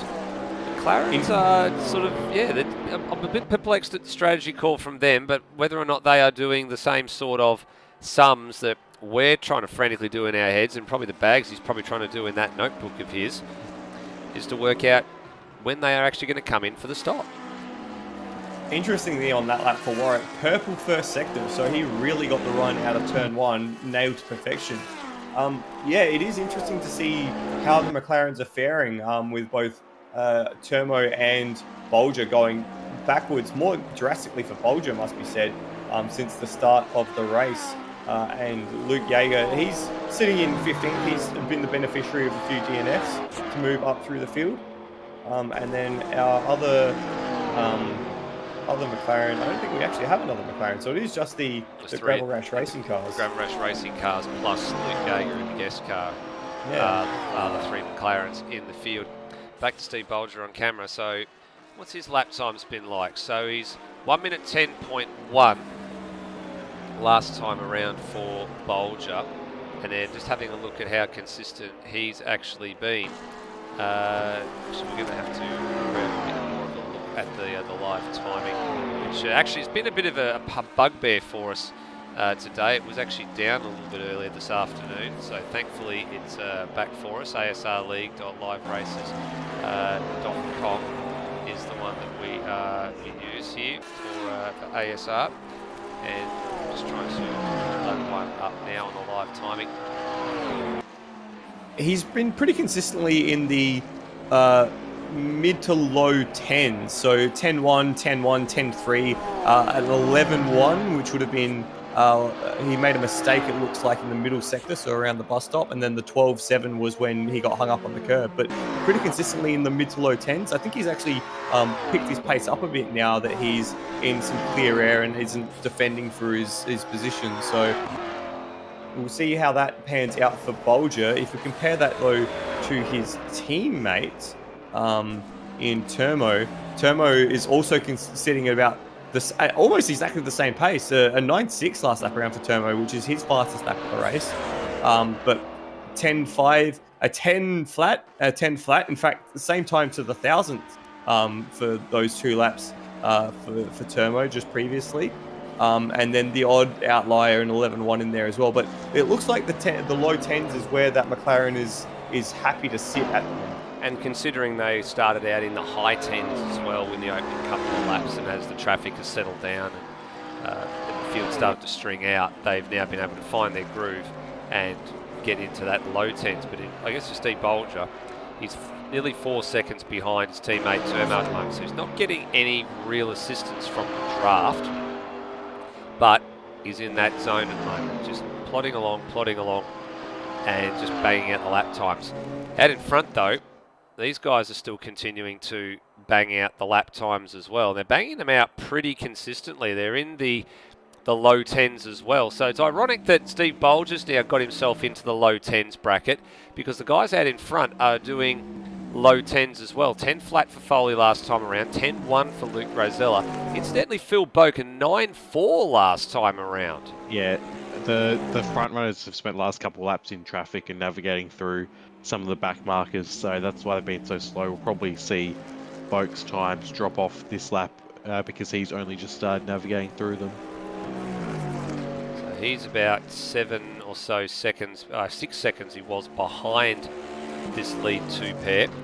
And where's he on the track? He's actually just come across the line about 20 seconds or so ago. He's going up the hill now. And we'll get a reference at the next timing intermediate for him.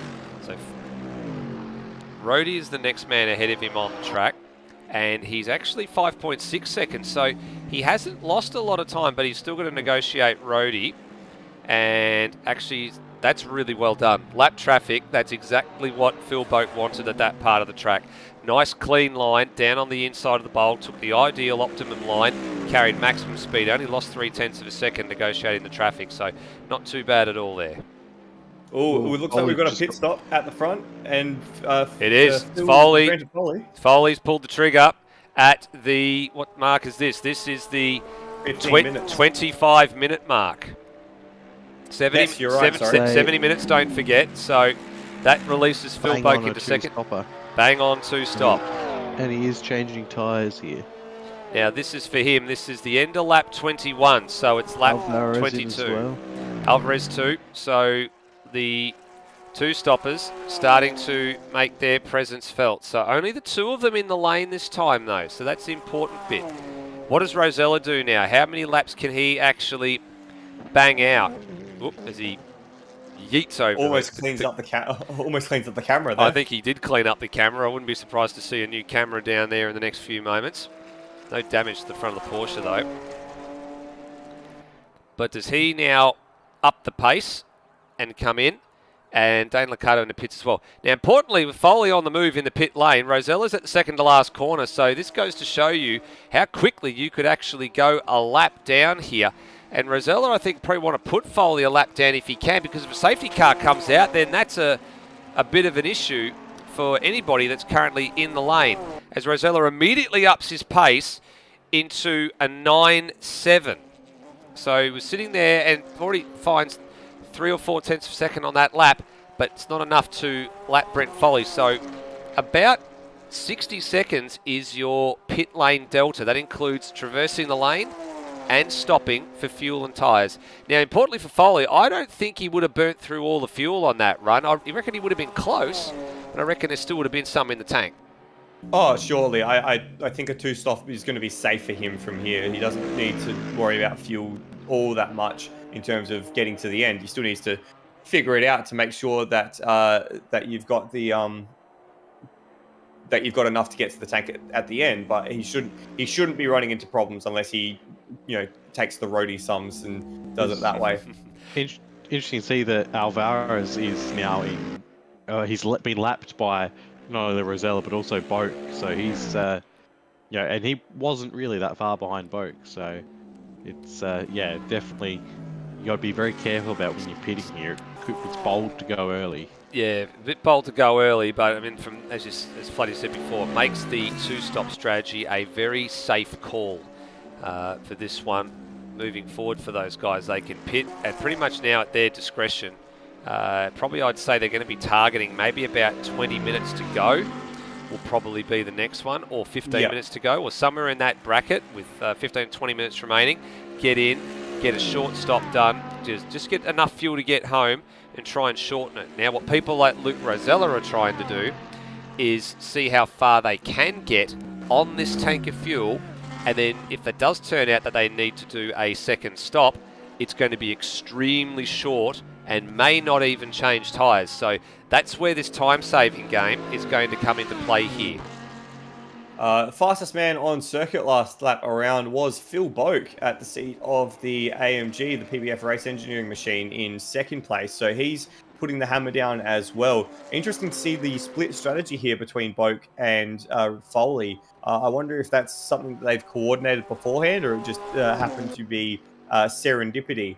On the note of Foley, he just had a bit of a moment coming through the last section, went wide at the penultimate corner, and then collected the wall at the final corner as well, as Phil Boak does a PB for him, a 9.4. So he's definitely got the motor going in that red AMG at the moment. And he was 0.3 faster than Luke Rosella last time around as well. So he's just starting to find a groove. He's been out of it for a little while. He missed all of last season in AMS in general with the ASR League.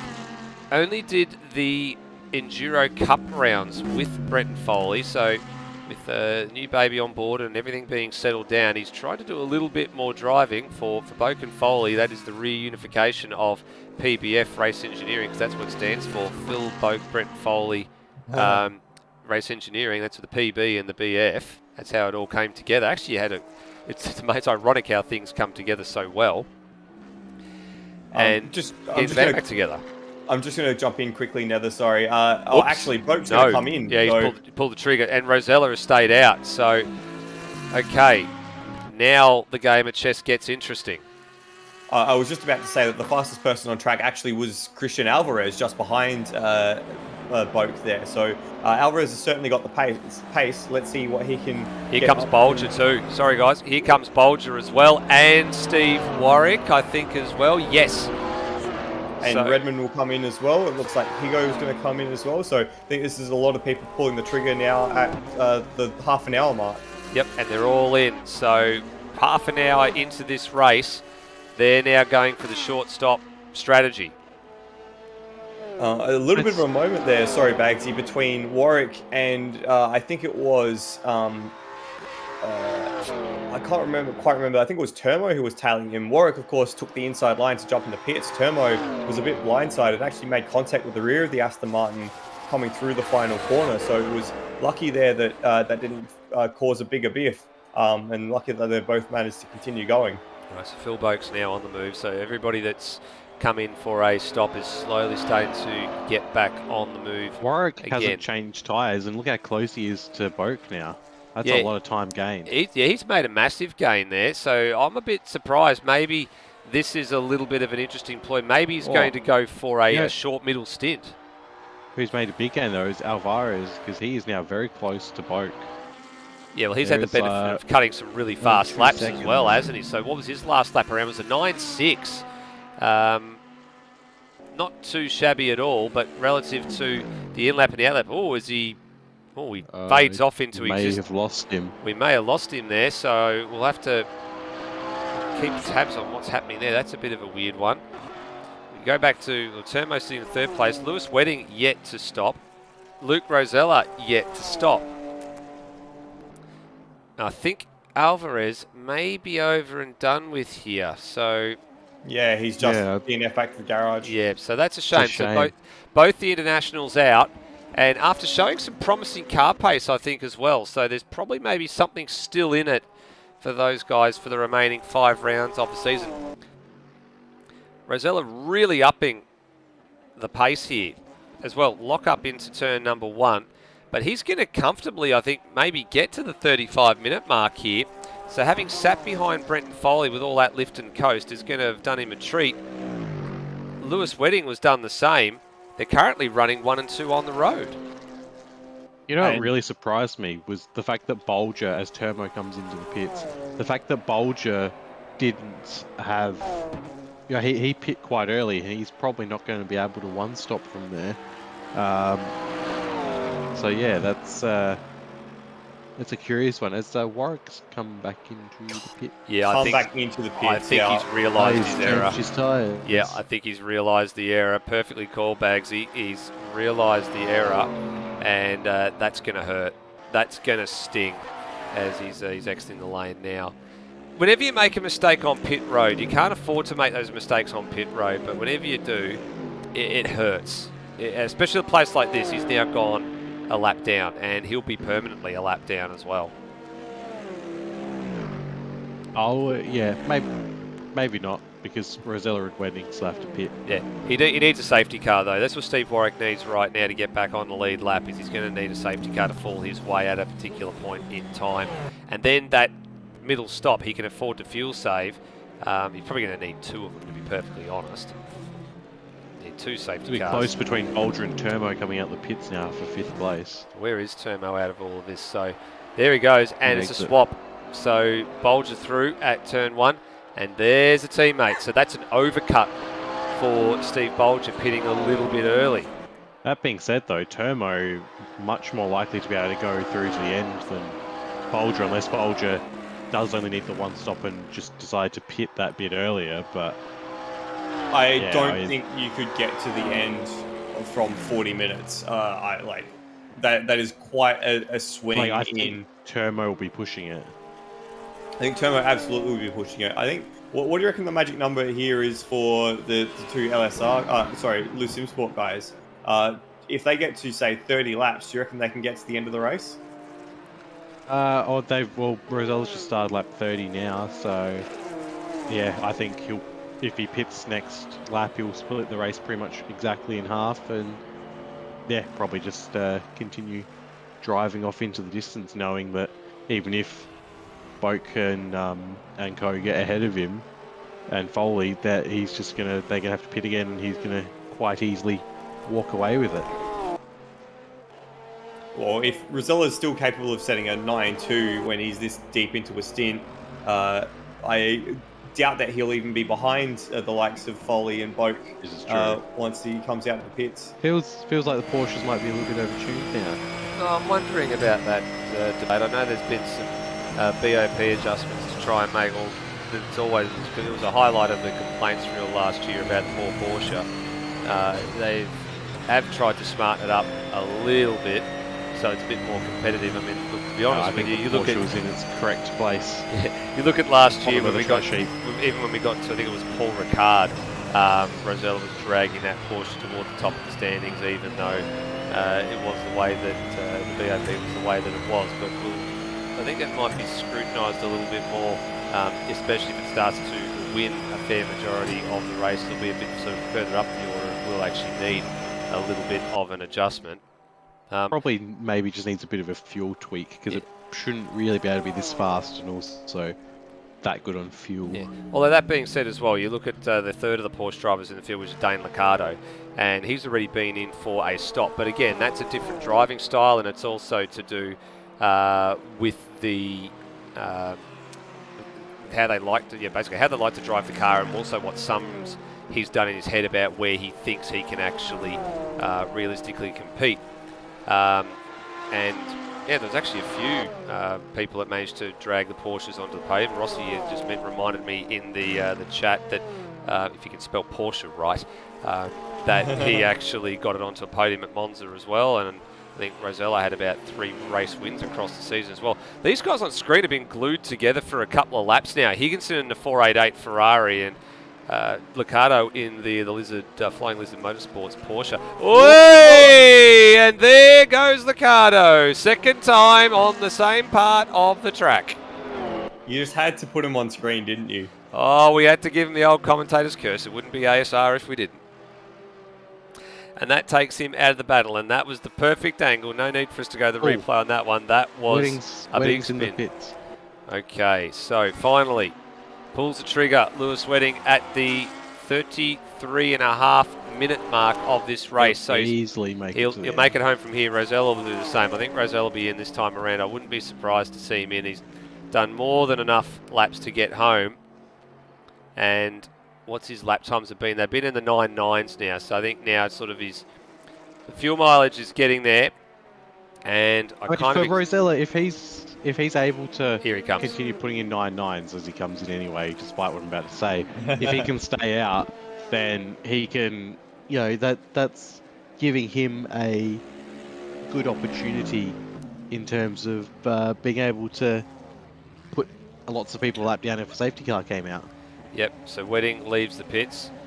Rosella's still in the lane. Brenton Foley currently P2 on the road as it stands right now for Phil Boak P3, but they're not going to be able to compete with Rosella being so far up the field now. They are going to have to stop a second time. So the grid order is, or the grid order, the race order is definitely going to change over the course of the next 32 minutes. Well, yeah, it's going to end up being Rosella first, Lewis Wedding second, and then everyone else fighting for third, really. I think so, and I think it's probably going to be Brenton Foley that's going to end up being top of the pile for the last spot on the rostrum as it stands right now. But Rosella's still in the pits at the moment, so Foley will assume the race lead here. There he goes. There's Rosella, still stationary, only just getting going now. Okay, this is a little... a lot more fuel. A bit more fuel to make sure he gets home. But the question mark I have now here is Foley's come out with a lead that's going to be somewhere around, 15 or so seconds. Here comes Phil Boak as well. So Phil Boak's going to be right on Luke Rosella's hammer going up the hill. So this is not over. Boak's closer to Rosella than he ever has been throughout the whole entire race now. So maybe there might be a bit of Team Vodafone strategy in this now. I still think this is game on. There might be a late sting in this tail. Play Perez at Abu Dhabi. Well, very possible. And you can see Rosella still just babying the car through the bus stop chicane on the cold tyres on the outlap here. Phil Boak's got to strike while the iron is hot. He's got to get this a pass done if he wants to get it done fairly soon, probably in about the next half a lap. Otherwise, he's not going to be able to get it done at all. So all he's going to then do is keep Rosella entertained while Rosella pushes on to get Foley. He gets up on the curb. He gets up on the curb, almost like Steve Bolger did earlier. And that might affect his run into the final corner. Can Boak have a run down the main straight? It's going to be very tight. Looks like there's just enough room for Boak as he takes the dive into turn one. But Rosella closes the door. I think the difference in fueling times is what the difference is there. Of course, if Boak and Foley are committed to the two-stop, they only have to fill up, 2/3 of their tank as opposed to a full tank, because Rosella would have to absolutely brim it in order to get home from here, as Boak is having another look down the inside into the bus stop, and the UG gets through. Got it. Good job. Good pass. Rosella knows he's not fighting against him, so it's not much point in putting up a robust defence. You're just going to waste more of your fuel and tyres. Now for Boak, he's got to run away. This is important for Boak. He's got to drive away from Rosella. He cannot afford to tow him around the circuit. He's got to make him earn this. This is what Rosella did to Brenton Foley for half of the opening stint that Foley was on the track. He stuck with him every step of the way. And we don't know how much of an impact that had on fuel mileage. It's obviously had a fairly sizable impact. But if I was Phil Boak, I'd be backing Rosella up here and trying to get my teammate as much of a gap as possible. Oh, I mean, yeah, that's certainly one way of doing it. And that would be the team games to try and back that up. But I mean, how much time can you save? How much time can you affect Rosella in this period of the race? We're less than half an hour remaining in this race. Can Boak and Foley manage to build Foley a 30-second gap for him to take a pit stop without Rosella passing Boak in the midst of it? I don't think they'll be able to give him a gap, but the important thing is there's lap traffic ahead of Brenton Foley, and Boak and Rosella are now having to catch and negotiate some lap traffic now with Glen Miles. Or a little bit awkward, but they managed to get through that one unscathed and head down towards turns 10 and 11. And traffic's actually quite kind to Foley at the moment. That's Luke Yeager getting out of the way. So Foley's actually benefiting massively here from catching the traffic in the right spots at the moment. And the gap's going up, so it's 13.1 at the moment. As the leaders cross the line, it still stays 13.1. It did go up by a fraction, so it's not going up at a vast rate of knots, but it's buying time. And the important thing is we need to probably measure where the gap is to Lewis Wedding. That's the one that Foley's going to be critical of. No, that's not the important one. The important one for him, Lewis Wedding already has second sewn up. The important one is the gap to Turmo in 6th. We think Bolger's going to stop again, presumably, unless he didn't use as much of his tank. He only did a 2/3 fill and can make it on one, like without another stop from here. But the one we think can make it to the end is Turmo in 6th, and he is only 45 seconds behind Foley. So we clocked it at 60 seconds for a pit stop for Foley last time. Rosella's was obviously longer, but if it's another similar time to pit stop for him, that's going to be 15 seconds he has to gain on Turmo in about 20 minutes. So he's going to be having to go a second lap faster consistently and then pass him. Yeah, that's probably a smart call to look at it as well. And that's if Turmo is indeed able to go to the end, because he did stop a lot later than Bolger. Bolger obviously did get the overcut on him through the stops, but we believe he's definitely, almost a certainty, he's going to have to stop again. Yeah, so 25 for Bolger, 27 for Turmo. In terms of the gap or the pit stop today times. Pit stop times, yeah. Cool. That'll be interesting to see how that pans out. So we're expecting Turmo. Are they the only one stoppers that we're expecting, Bagsy? Apart from Wedding and Rosella, I believe so. Cool. So it'll be interesting to see how this plays out. I've just had my eyes on Rosella and Boak, and I'm wondering here if Rosella's going to put a move on. I haven't been on board, so I don't know if he's lifting out on it, but it does look like he might be. But I think for the moment he's pretty content to just sit there, especially considering that, as Boak runs a little wide in the final corner, considering that they're not losing all that much time at the moment. Last lap around for Foley, a 9.5, whereas this one a 10.2 for Rosella. So there was a bit more of a swing this lap around, but while Rosella's all over the back of the AMG, he's not making too much of a concerted effort to try and pass the PBF car. No, well, he drew alongside there out of the final corner and then didn't go on with the job. So he's obviously been to the Lewis Wedding strategy of fuel numbers, because we saw Lewis Wedding do this quite a lot through the two of his GT3 championship campaigns of when it was 2018, 2019, when he won 2 out of the 4.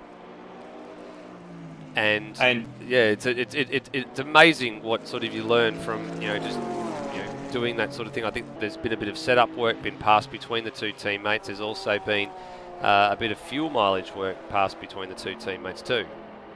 And yeah, just to confirm, jumping on board with Rosella again, had the big run down the back straight and lifted out of it 200-300 feet before the braking markers. So he's running the fuel game again, content just to sit behind Boat, and this up around a 9.8 versus Foley, who had a track cut, so no lap time visible for Foley, but that gap's now over 14 seconds. There you go, you can ride on board here with Luke Rosella and listen to the lift and coast, especially when he gets to the bottom end of the straight here, as they come up and over the hill, around turn 4, head down to the bus stop chicane. There's the traffic gaggle that's ahead of them as well, which Foley's sort of been negotiating. There you go, you can see the lift and coast there. Look at the aggressive curve use as well. I'm actually surprised he is actually able to arrest the car's momentum before he gets to Boak's rear bumper here. And then have a look at this different lines approach. Rosella's quite tight. Boak's looking for a slightly later apex. Didn't quite get down there, but he left Rosella enough room just in case he wanted to send one up the inside. And I think Foley's been affected by traffic. It's a very slow middle sector in comparison to the guys that we're looking at the moment. I'm just going to have a quick look at where Foley is on track. He may have just been involved with Rody and Lockie Lock. Yeah, he's been in the traffic, so he's about to catch up to I think it's Lockie Burke, up the back straight here. But yeah, he's just found himself got involved with Lockie Lock and Rhodey were the two that just managed to get past because he's lost about 1.2 seconds of his advantage.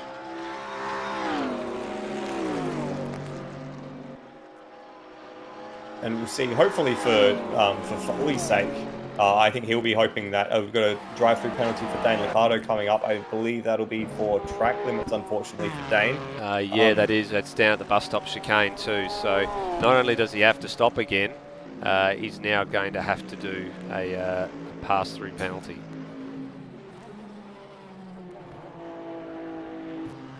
Once again, Rosella right on the tail of Boat coming down the chute, and yeah, electing not to even think about making the move. He's quite content to sit there for the moment. As Liccardo decides to come in for his penalty. Now, the top two are separated by 13.5 seconds, make that 13.6 seconds, and the gap is almost, it's just slightly bigger than the length of the front straight. So that, if you're giving a visual reference, and you want to look at how far apart they are, that's how far away they are. Now, Liccardo, I've actually noticed, has gone in to make a stop. So he's still got the pass-through penalty to serve. He will make it through to the end, though, yeah. Correct. He can just tour the lane, do his pass-through penalty after this, and he's comfortable from here. And I think we'll start to see a few of those two-stoppers come in the next 5 to 10 laps as well, as we start to get towards the very end of this race. Well, let's run through the two stoppers that we know of. So Brent Foley and Phil Boak definitely have to two-stop this race. Steve Bolger, we believe, is on the two-stop strategy as well. Did anyone catch a glimpse at what actually Redmond and Higginson all sort of came in together with a bunch of others? I think they came in with Steve Warwick and co as well, didn't they? So they're possibly on a two-stopper too. Yeah, lap 25 along with Boat and Lockie Lock. So the complexion of this race, especially down the back end of the top 10, still might yet change a little bit. Bit of a wild moment for Foley through turn 1, going all the way out into the tarmac runoff, but managed to gather it all up. So how's that sector time for him, as we'll see it come up on live races? Sure. Oh, well, we got a track cut, of course, so won't be a sector time for Foley. Yeah, he actually did get a sector time for that one, actually, but it was quite a slow sector time. It was a 31.1 compared to the 30.5 of the two cars behind him. So the ebbing and flowing of this race and of the lap times, as Lockie Burke just on screen with him, he's just been given a drive-through penalty as well.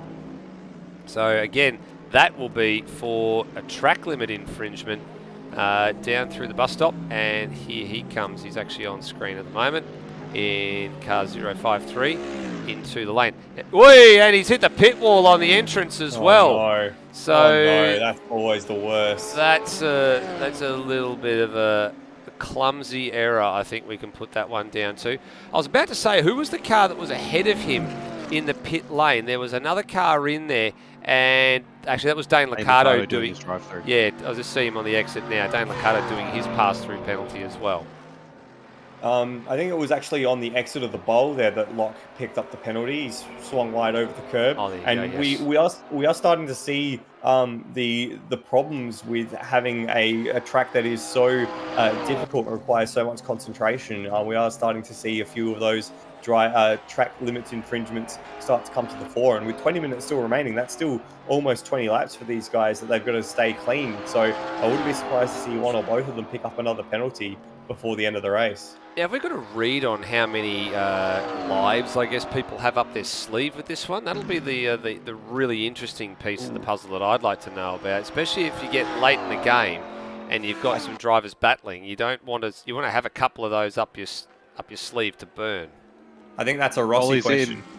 Yeah, I'm looking now. I can see Foley's burnt two of his. Foley's in the pits. Foley's in the pits. All right, so race leader has decided to come in. That surrenders the race lead to Phil Boak with Luke Rosella in tow. As where does Foley feed into this one? Big moment for, I believe it was Lockie Burke. He's had a moment into the penultimate corner. He's retired. Oh dear. Big swapper and ended up in the fence.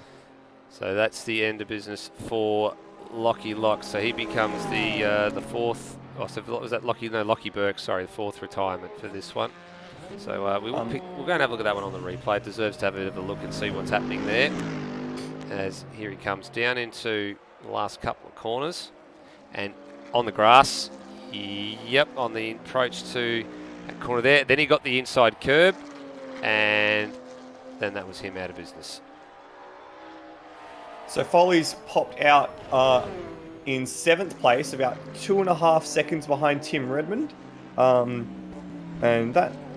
who's just behind Turmo as well. So it was 2.5 seconds at the timing intermediate. So when we get down to the first sector mark, we'll get a better read on whereabouts they are.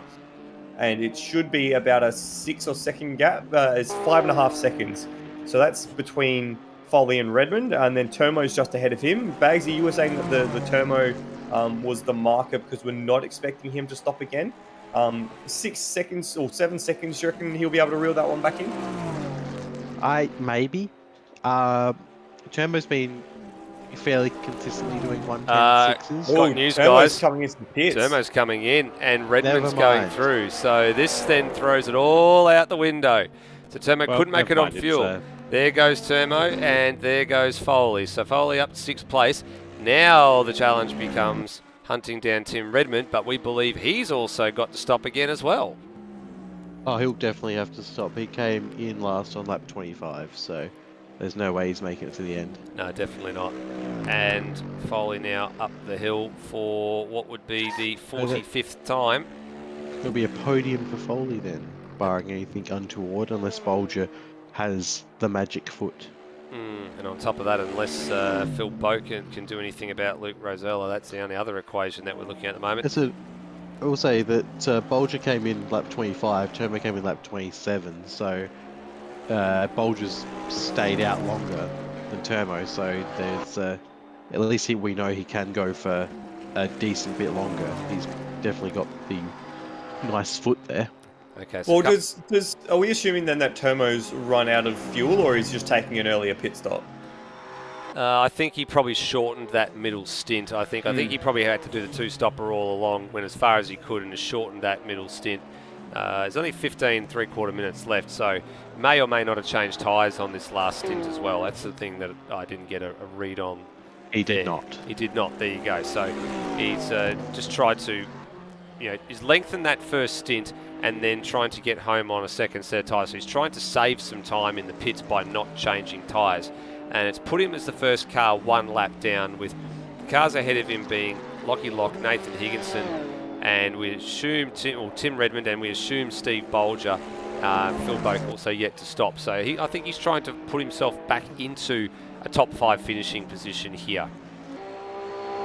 And that would be a pretty cool way to start out the season for Turmo. So I hope that works for him. So because he and Bolger were fairly closely matched, or we'll say fairly closely. Bolger had about 10 seconds on him, but in that battle between himself and Redmond, that'll be a close run thing to the very end. We're expecting. Whereabouts does this leave our battle for the lead, though?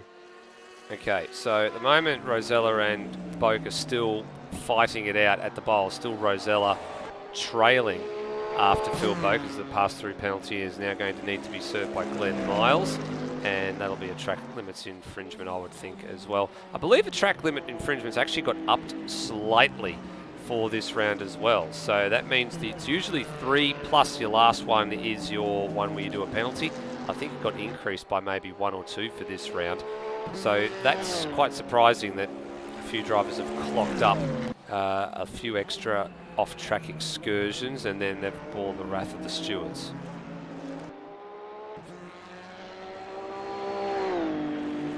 There's always one, though, isn't there? There's always one. someone. There's always one. Well, it's not like Abu Dhabi It's usually 2020 all over, 2019 all over again. So Okay, I'm just having a quick look at some sums here. So at the moment, the gap between Brenton Foley and Lewis Wedding is 24 seconds. And the difference in lap time last lap around, Lewis Wedding was a 9.8, and we're not expecting him to stop again. Whereas Brenton Foley, he set a purple middle sector and he has finished up with, well, I'd like to see the lap time, so 9.2. So that's 0.6 of a second that Foley is dragging back. But the gap, the math doesn't work out for Foley, unfortunately. We've got 13 minutes left, so we're expecting maybe 13 laps if we're going to, because it's time plus 1 lap, so 13 laps will probably be where we end up. And 0.6 of a second, that equation doesn't work for Foley, unfortunately. For Steve Bolger, though, that's only a 16-second gap that Foley has to overcome, and the last lap around, it was 0.7, but still not quite where he needs to be to grab Bolger. But that's assuming that Bolger doesn't stop again, and we're pretty certain that he will. Surely Yeah, not. we're pretty certain that he will. So yep, and the cogs just come up for Steve Bolger as well on the live time in there. So that means pit crew getting ready for a stop as it stands right now. So I dare say that that is a fait accompli for the Gravel Rash Racing number 87. And then behind them, Foley has caught Redmond. So this Redmond will will be struggling with his tyres now too. Absolutely, and you can see the run that Foley's gotten out of turn 1. He's giving him the Redmond flash. just gives the flash just for the guy and lets him through straight away. So Redmond's let Foley go through. Foley's on his merry way and off to set some more fast lap times, hopefully. Well, the important thing there was looked at that Cam Parrott had been in for a stop recently as well, and Tim Redmond wasn't sort of quite keeping pace with the Audi a bit further up the field. So for Redmond, that's a very gentlemanly thing to do, is just say, you know what, I'm not going to fight you on this one. There is no point. Just get on with it, and I'll let you go, and I'm going to run my own race and just try and bring it home from here. So very sporting gesture. Here comes Bolger on cue. We called this about 69 seconds ago, and here is the number 87 into pit lane for the final time. That will promote Brenton Foley up to what is currently 4th place, and then all attention will turn to when Phil Boak makes it into the lane.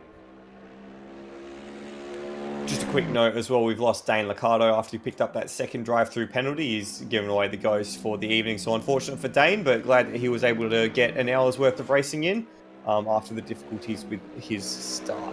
Yes, No tyres for Bolger. So again, that's the same sort of strategy that Turmo went with. And where does this bring Bolger out into? It brings him out into 6th place. Here comes Boak's coming in. Yeah, and Boak's coming in. Yep, and that was just in the back of shot there as well. And Bolger's going to be fighting with Higginson here as well. It's going to go right down the wire on the exit. Higginson's going to have a run. He's going to have much warmer tyres. And I don't know, has Higginson been in for a second stop? That's the only question I don't have an answer to at the moment. Whoa, it's very tight. They're basically connected as they come through onto the back straight. Higginson's got the run. He's got the outside though, so Bolger's got the inside line as they come into the bus stop. They've gone for the over-under. Can Higginson pull it up? Surely not. No. No way. They've managed to squeeze out the other side. Bolger still ahead. Bless me, as they go through the bowl, and Bolger manages to hold on. I don't think Higginson has taken his second stop just yet. I haven't recorded it down, but I have missed a couple, so... He would be right at the very end of his stint. So I expect to see him coming in shortly, as we've got Phil Boak coming out of the pits in 5th place. And he's just behind Tim Redmond himself. So yep. Redmond's actually, there you trying go. his very best. That settled the battle. Higginson actually had to stop for the final time. So there he goes. That's the end of that chapter for Higginson, as Rhodey's leaving the lane as well. So overall, there's only 6 cars that are on the lead lap here. Bolger, Rhodey, that's a little bit of a weird pit exit back there. I think he just cut the blend line on the exit of the pits, which is a little bit of a no-no. I'd point out Lachlan Locke up in 7th, and he's actually there on merit. His last pit stop was He's about lap to 43. So I've got a funny feeling he's coming in though, because I'm not sure if he's going to be able to make it or not on a full tank of fuel. Maybe he might, but maybe the game's giving us false impressions here. He did 25 laps and then hit again on 43. So he'd be comfortably safe at the end in that case. Yeah, although that being said, that may have been... Did he pick up a drive-through? It was Lockie Burke. Lockie Burke that picked it up had been the Lockie drive-through. Burke who pit and not Lockie Locke. So potentially I've put the wrong one down on the wrong driver, which we'll find out. Oh, I have. no. My apologies, everyone. There we go. There's your answer there, because here comes Lockie Lock into the lane as Oh. Rosella promptly sets the fastest lap. So that just goes to show you that he's been fuel saving and sandbagging all along. What a lap though, 8.6. That's huge. Yeah. Of course, Rosella just had that pace in his back pocket the entire time and just gonna flop it out in front of everyone with 7 minutes left. Yeah, he doesn't need to unzip his fly anymore and flop it out anymore. He's basically going to put Steve Bolger a lap down here. So that means only the top 5 are going to get home. Actually, on the top 4, sorry, are going to get home on the lead lap as it stands right now. Because the order is such at the moment. Is Rosella with a 17.5 second margin of Wedding, and then Foley 40 seconds in rears from Phil Boak, and then Steve Bolger is about to, unfortunately, go a lap down. So two-stop strategy has not worked for the drivers that needed to stop once. And I guess this is now going to be a lesson for a lot of drivers going into the next round, which I believe is going to be the 90-minute Montreal Enduro. Again, another circuit where it's quite on power. Oh, Higginson! He's just gotten cleaned up by Glen Miles on the exit of the bus stop. Higginson was absolutely perpendicular to the racing surface after sliding on the bus stop, and Miles had nowhere to go. And it looks like Miles has just gotten back up to speed. And here we go. And this is what not happened. Surprised at all. So Miles let the lap traffic go through, right? So watch Higginson in the front of shot here as Miles resumes. Higginson was on the grass and sideways, there he is, and just rolled straight back into the path of him. Just couldn't hold the brake. He needed to hold the brake there to make that happen, and that's unfortunate, like for Glen Miles. That's not his fault. No way is his fault. That's that wrong place, wrong time. And he's got pretty severe damage too. I think the Ferrari's got a front right puncture and probably some suspension damage to boot, because here he comes into the pit bay. We'll say we talked about the strategy for 90 minutes Circuit de Gilles Villeneuve. Yeah, this is going to be a strategy call of don't give your opponent a toe for too long. I mean, I don't think that's going to be the case, because it's going to be, because the 90-minute race is going to be a bit more of an equaliser. It'll have to be 2 stops for everyone. It won't be the maybe 1 stop, maybe 2 stop. For our other 70-minute race at Campo Grande, I think the strategy will be in a Porsche, because if you're not going to be able 1 stop and you're going to lose the race.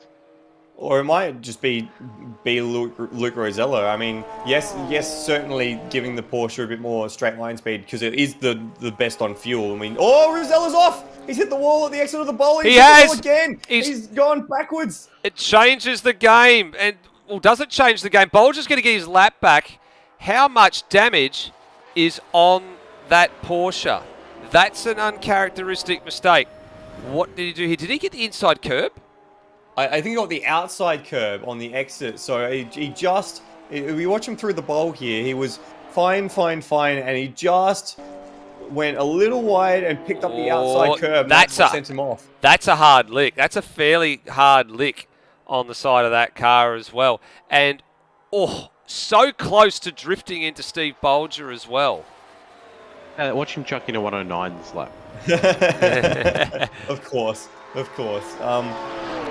And I was just about to give him big ups as well, and saying that he's, obviously got the pace underneath him, and we know that the Porsche's had the fuel economy, but he's certainly driven with a feathered foot to make it live that long. So there might be a bit of a balance adjustment there, but truth be told, if Luke is this good, I'm surely he could just jump into anything and be the class of the field. Cost him 5 seconds. I think though there'd be more competitors, because if there was, as he already laps Bolger again, because all the people, like, this would have been a close race if someone else was able to 2-stop, I think. 1 stop. Sorry, correct, 1 stop, or if he had to 2-stop. Because I think that Foley was of equal or close pace to him. But it just, because if we have a look, the gap between them is 40 seconds. And we know that the pit stop is about a minute. So, yeah, there's 20 seconds or so there that can definitely be accounted for by Rosella just taking it easy because he didn't have to go past Boak when Boak stayed out longer. So I'd say that they would have been pretty equal if they were both in cars near two-stopping. Yeah, that's an interesting call to make actually there, Bagsy. I am sort of leaning towards that strategy as well, but it then comes down to the driver, and then with Rosella being, I guess, at the moment head and shoulders above the rest of everybody else, not just in GT3 but in all the other series he competes in as well. It's how do you then trade the driver skill off? He might have been fine to be on the same sort of strategy, but you've got to be able to stay with the driver. Yeah, absolutely, and it's all well and good having. Sorry, let me try that again. Rosella, of course, has the luxury of car pace, so he can almost do whatever strategy he wants and still be near the head of the field because he has the fastest sort of run of it. Everyone else has to try and outthink him or outpace him or do something because they don't have necessarily the same sort of car pace that Rosella has. In saying that though, we just had Lewis Wedding put in his best lap of the race, and a 109.22, and a purple first sector to go along with it as well. So I think Rosella did do a 109 after that spin. Of course he did. At least it wasn't a 108. But I think the thing that has really set Luke apart tonight has been his use of the curbs in the bus stop. I wouldn't be surprised to look through the sector times and find that Rosella was, 4 to 5 tenths faster in sector 2 compared to everyone else, just because of how aggressively he's been able to use the curbs. Yeah, I think that's probably a fair call there too, Flood, that we've seen a few times where the camera's been wiped out at the first part of the bus stop chicane as a result. Having a look back through the field, there's actually a pretty decent battle going on. This is the closest battle on track that we're watching at the moment. Nathan Higginson, Steve Warwick and Lockie Lock for the last 2 spots on the podium, and there's 3 drivers going at it right to the death. These guys are all lapped down as as Warwick is right there with Higginson. It's no gap whatsoever. Higginson's got to defend the inside line into the bus stop chicane. He's got to be careful, but he's done a really good job there just to keep that Aston Martin at bay for another couple of corners. 8 thousandths of a second was the difference when they got to the sector marker there. So really, really tight stuff. Well done by Higginson to make that defensive line work. This time. He's compromised now. And can Warwick swing it around the outside? Yes, he can. So Warwick now into 9th. Higginson clinging on. Remember, Bagsy remind us he didn't take tyres at the second pit stop, did he? Was that Higginson? Yes. Higginson. Yeah, Higginson didn't take tyres. Warwick did, and Lockie Lock did. So Higginson's going to be holding on for dear life as we are in the last 10 seconds of time here. And Rosella's just crossed the line. He's just crossed the line to start lap 60. So it'll be this one and one more. So we'll get 61 in. So we predicted somewhere between 58 and 62, and we're going to get 61. Well done. Well done on the prediction, Neville. Jesus, that's actually the closest I reckon I've been in a little while with some of that. I mean, we weren't seeing the one stop coming as well. We're sort of debating on it being closer to a 2-stop than a 1-stop, but even the lead 2 cars that are on the 2-stop strategy are still going to do 61 laps. So that's a big tick. And as he comes through the bowl, it's going to be a sector and a lap for Rosella to get through. And really, you've got to say he's controlled everything from the very beginning to the very end of this race. As Glen Miles picks up another drive-through penalty, which we'll see him. Oh, it looks like we've lost Tim Redmond, perhaps? He's dropped all the way down to 11th. What's going on there? No, he's been in the lane. He's been in the lane. Yeah, he's been in the lane. So and Rhodey as well. Oh, he last got on lap 25. He tried to make it home, rolled the dice, it didn't quite make it. So he's come out as well. He's come out right behind this battle with Higginson and Locke and Locke's Warwick, just gone ahead of Higginson to take 9th as well. So Higginson will get the top 10. but probably not the way that he wanted to get it. Oh, he's a little bit leery on the loud pedal and on the curb there as well, which is... Redmond also didn't take tyres there, so this could be the last position of the top 10 battle between the two of them. What's happening to Rosella? Yeah, he's crawling here, but I've got a funny feeling I know what this is about. I think there's possibly going to be a form finish here. Because here comes Wedding up the bus stop chicane here. He's if we go on board, I just think he's just pedestrian cruising around at the moment. Letting the lap traffic go past. There goes Turmo. I have a funny feeling that he's just waiting for Lewis Wedding here. Or is he out of fuel? I don't think he's out of fuel. Surely not out of fuel. That would be surely not. As surely they come not. Into the final, is he going to get the push from the team car? Not allowed to. No, it looks like he pulls up the throttle just enough to get to the end. Yeah, so it's a little bit of showboating to finish up here with the two Porsches getting across the line to take first and second. So a winner after 61 laps. It doesn't tell us the distance that they travelled, so we'll have to do some math on that one. That'll be the interesting part. So Rosella from Wedding, and then is Foley out of fuel, or is he doing the same thing, waiting for Phil Boak? I think he might be waiting for Phil Boak as well for a third and fourth. Well, Foley shouldn't be out of fuel because he certainly would have had enough in the tank. Yeah, he's bringing up the throttle now, so they're doing the form finish. Well, recall as well, Rosella crossed the start-finish line with 4 seconds left on the clock, so maybe they weren't expecting to have to do that extra lap as they all just crawl their way across the line now. So Foley 3, Boak 4, and then will we see a formation finish between the two Gravel Rash racing cars for 5 and 6 as well? No, I don't think at this stage, unless Bulge have to pull the throttle out right about now. I'm looking to see where they are in the chat. Bulge is muted, so I don't think he's going to be interested in the form finish.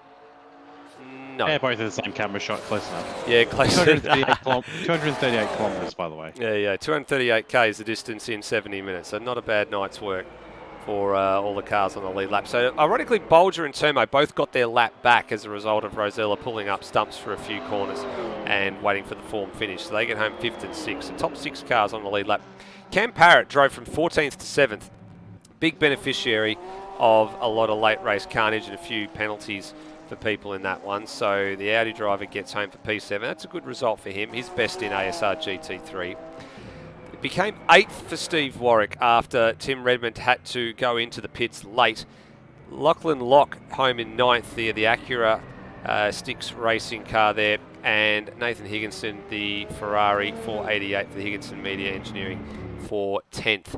So Redmond had to get home in 11th, had to be content with 11th after all of that. And he was the last of the cars 1 lap down. And then you get Rody with 2 laps down, Luke Yeager 4 laps down, and Glen Miles, who's already back in the lane, 5 laps down. And are the Porsches out of fuel? They'd be mighty close, I reckon. Do they have the required 1 litre fuel sample to be taken? I think a few drivers there are running pretty dry. It seems like Rosella has fuel and it's pushing. Now look, Rosella's car has just become a lot heavier. Yeah, someone's car just became a fair bit heavier there. All right, so they're on their way back to the lane. 255 kilos of trophies were dropped into Rosella's boot. Yeah, mass added to carve next time around. We'll see how that goes down with the powers that be. Well, interesting opening, gentlemen, to the first race of the year. We got there in the end. Thank you to everybody who's watching the broadcast for bearing with us with the dramas that we had earlier on in the night. We certainly weren't expecting those. But 14 of the 19 starters finished that race, so they all score the points. And we move on to, after the broadcast interviews, we'll move on to Montreal in 2 weeks. Which at least we know we're not going to have the same sort of problems. I do love Montreal as a circuit as well. And I think for these cars and for the endurance format, it's going to be an absolute cracker. But we are just waiting on our friends, our podium getters to jump in. And we've got to reflect, guys, quite an interesting race at the top of the champion. Well, to start the season off. Great strategy from the Porsche guys and the Lewis Sim Sport guys. But it was cool to see that the PVF AMGs had a fair bit of pace behind them. Yeah, Agree. Bagsy. it was good that they did. It was unfortunate that the fuel burn meant that they didn't have a shot at competing for the win, because I think we could have potentially had a battle for first, second, and a battle for third, fourth between a PBF and a loose sim sport car, respectively, for both positions. But yeah, it is what it is. Well, we're starting to roll in the gate here now after parking the cars in pit lane. And who wants to take the honours for this one? I think we might share it around this year. I'm gonna sit out because my voice is gone, so I'll just offer some comments at the end. All right, Bagsy's between you and me. We can't do virtual rock, paper, scissors. Do we just want to decide between the two of us who's going to do this? I will let you do the honours. All right, well, let's start from third place and head up the order ascending. So third place went to Brenton Foley. So Brenton Foley, good to see you back on a podium. Good to see you back in a GT3 car. It's been a while since we last saw you. And good to see you got the band back together with Phil Boak. You took it up to the Loose Sim Sport Porsches tonight, but ultimately came up a little bit short on strategy. Yeah, with the Merc does definitely use the most fuel. Like we probably could have done a bit more practice with fuel saving things like that, but we didn't really have the time for that. And Lewis and Luke are clearly the experts at that. In like not even GT3, just any series we're in there, they're fantastic at making pace and saving fuel. So I knew straight away that I wasn't going to be able to play that game successfully. So my plan was just to go as fast as possible, and I had a bit of fun doing it. Well, the plan was to go as fast as possible, but for your point of view, you actually towed, and Phil Boak did the same, towed Luke Rosella around for a good chunk of that race, and I guess probably handed it to him on a silver platter a bit because they were just sitting back there doing the old Lewis wedding trick, lifting and coasting, and able to make it work on one.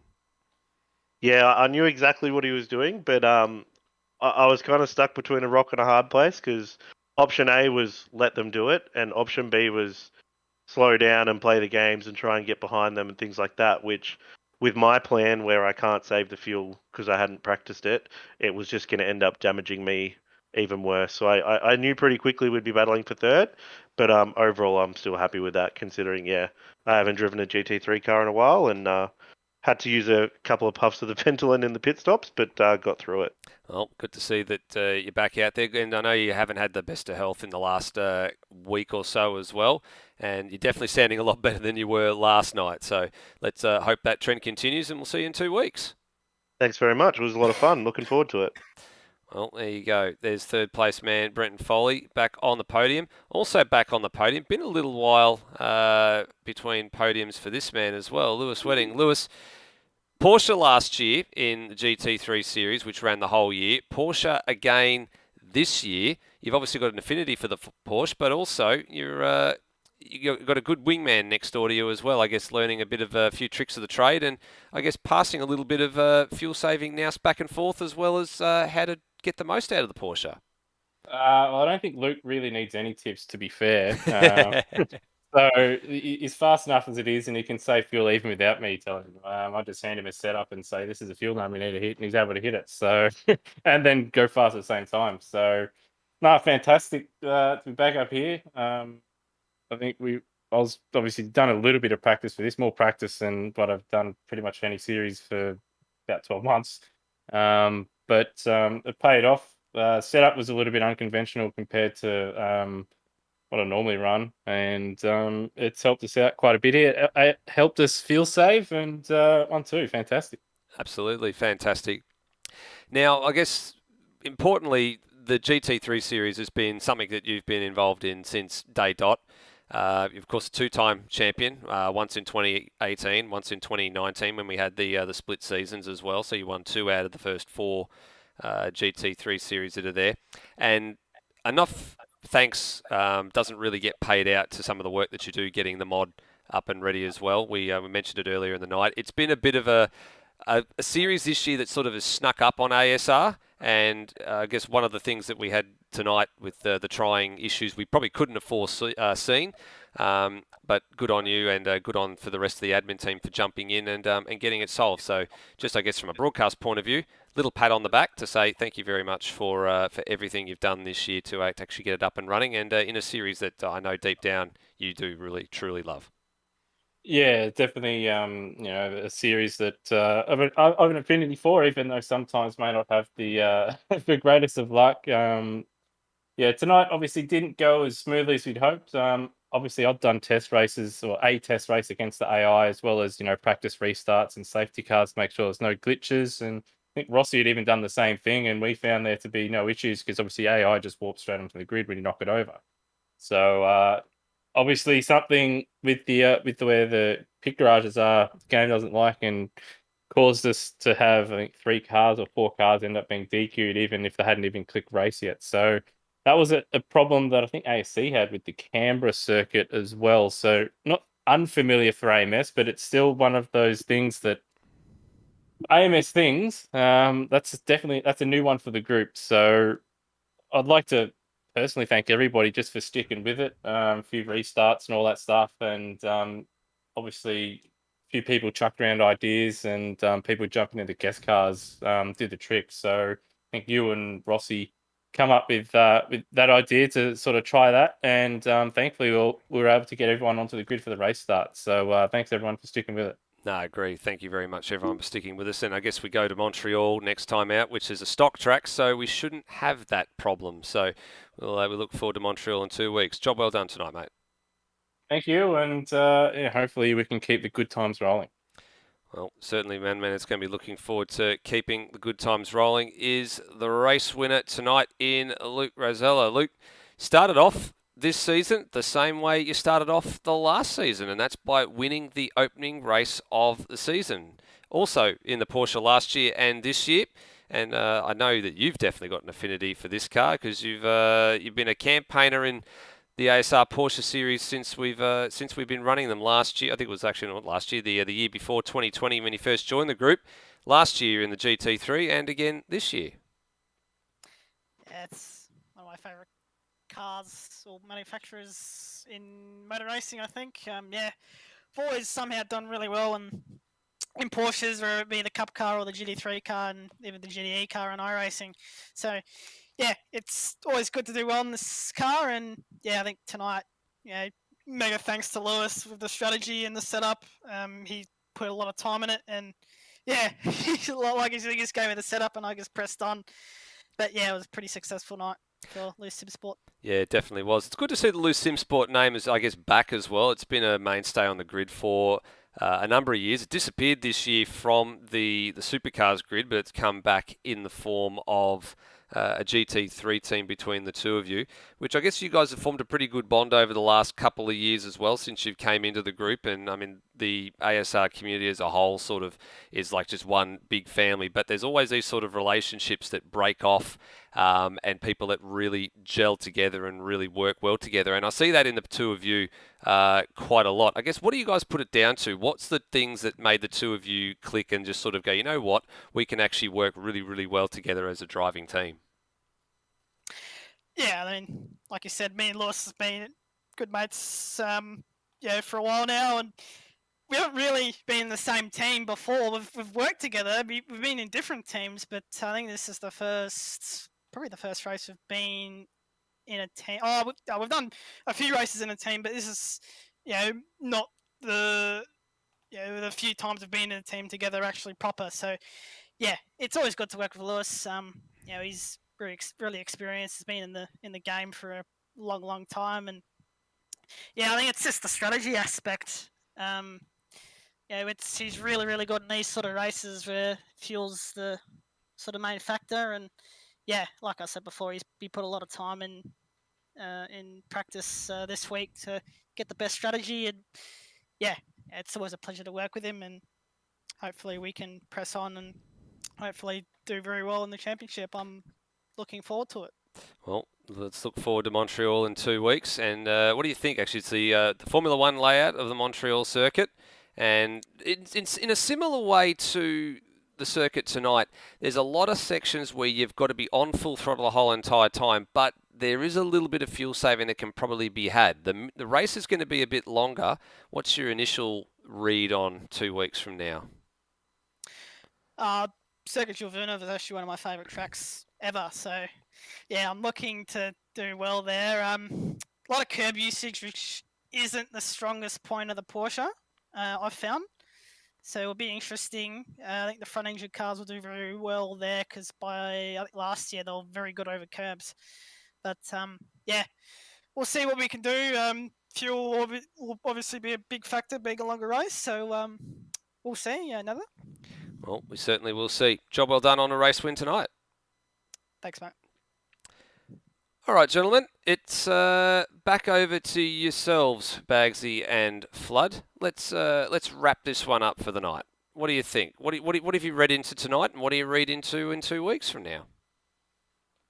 Definitely that the Porsche is the car to be in for these 70-minute races, but next week our 90-minute races, our sprint races, where there's no refueling, it really will be anyone's game because it's going to make it's got a lot more even. Rosella's definitely going to be the favourite, but I think that it's going to be a lot closer than this race was by a fair way.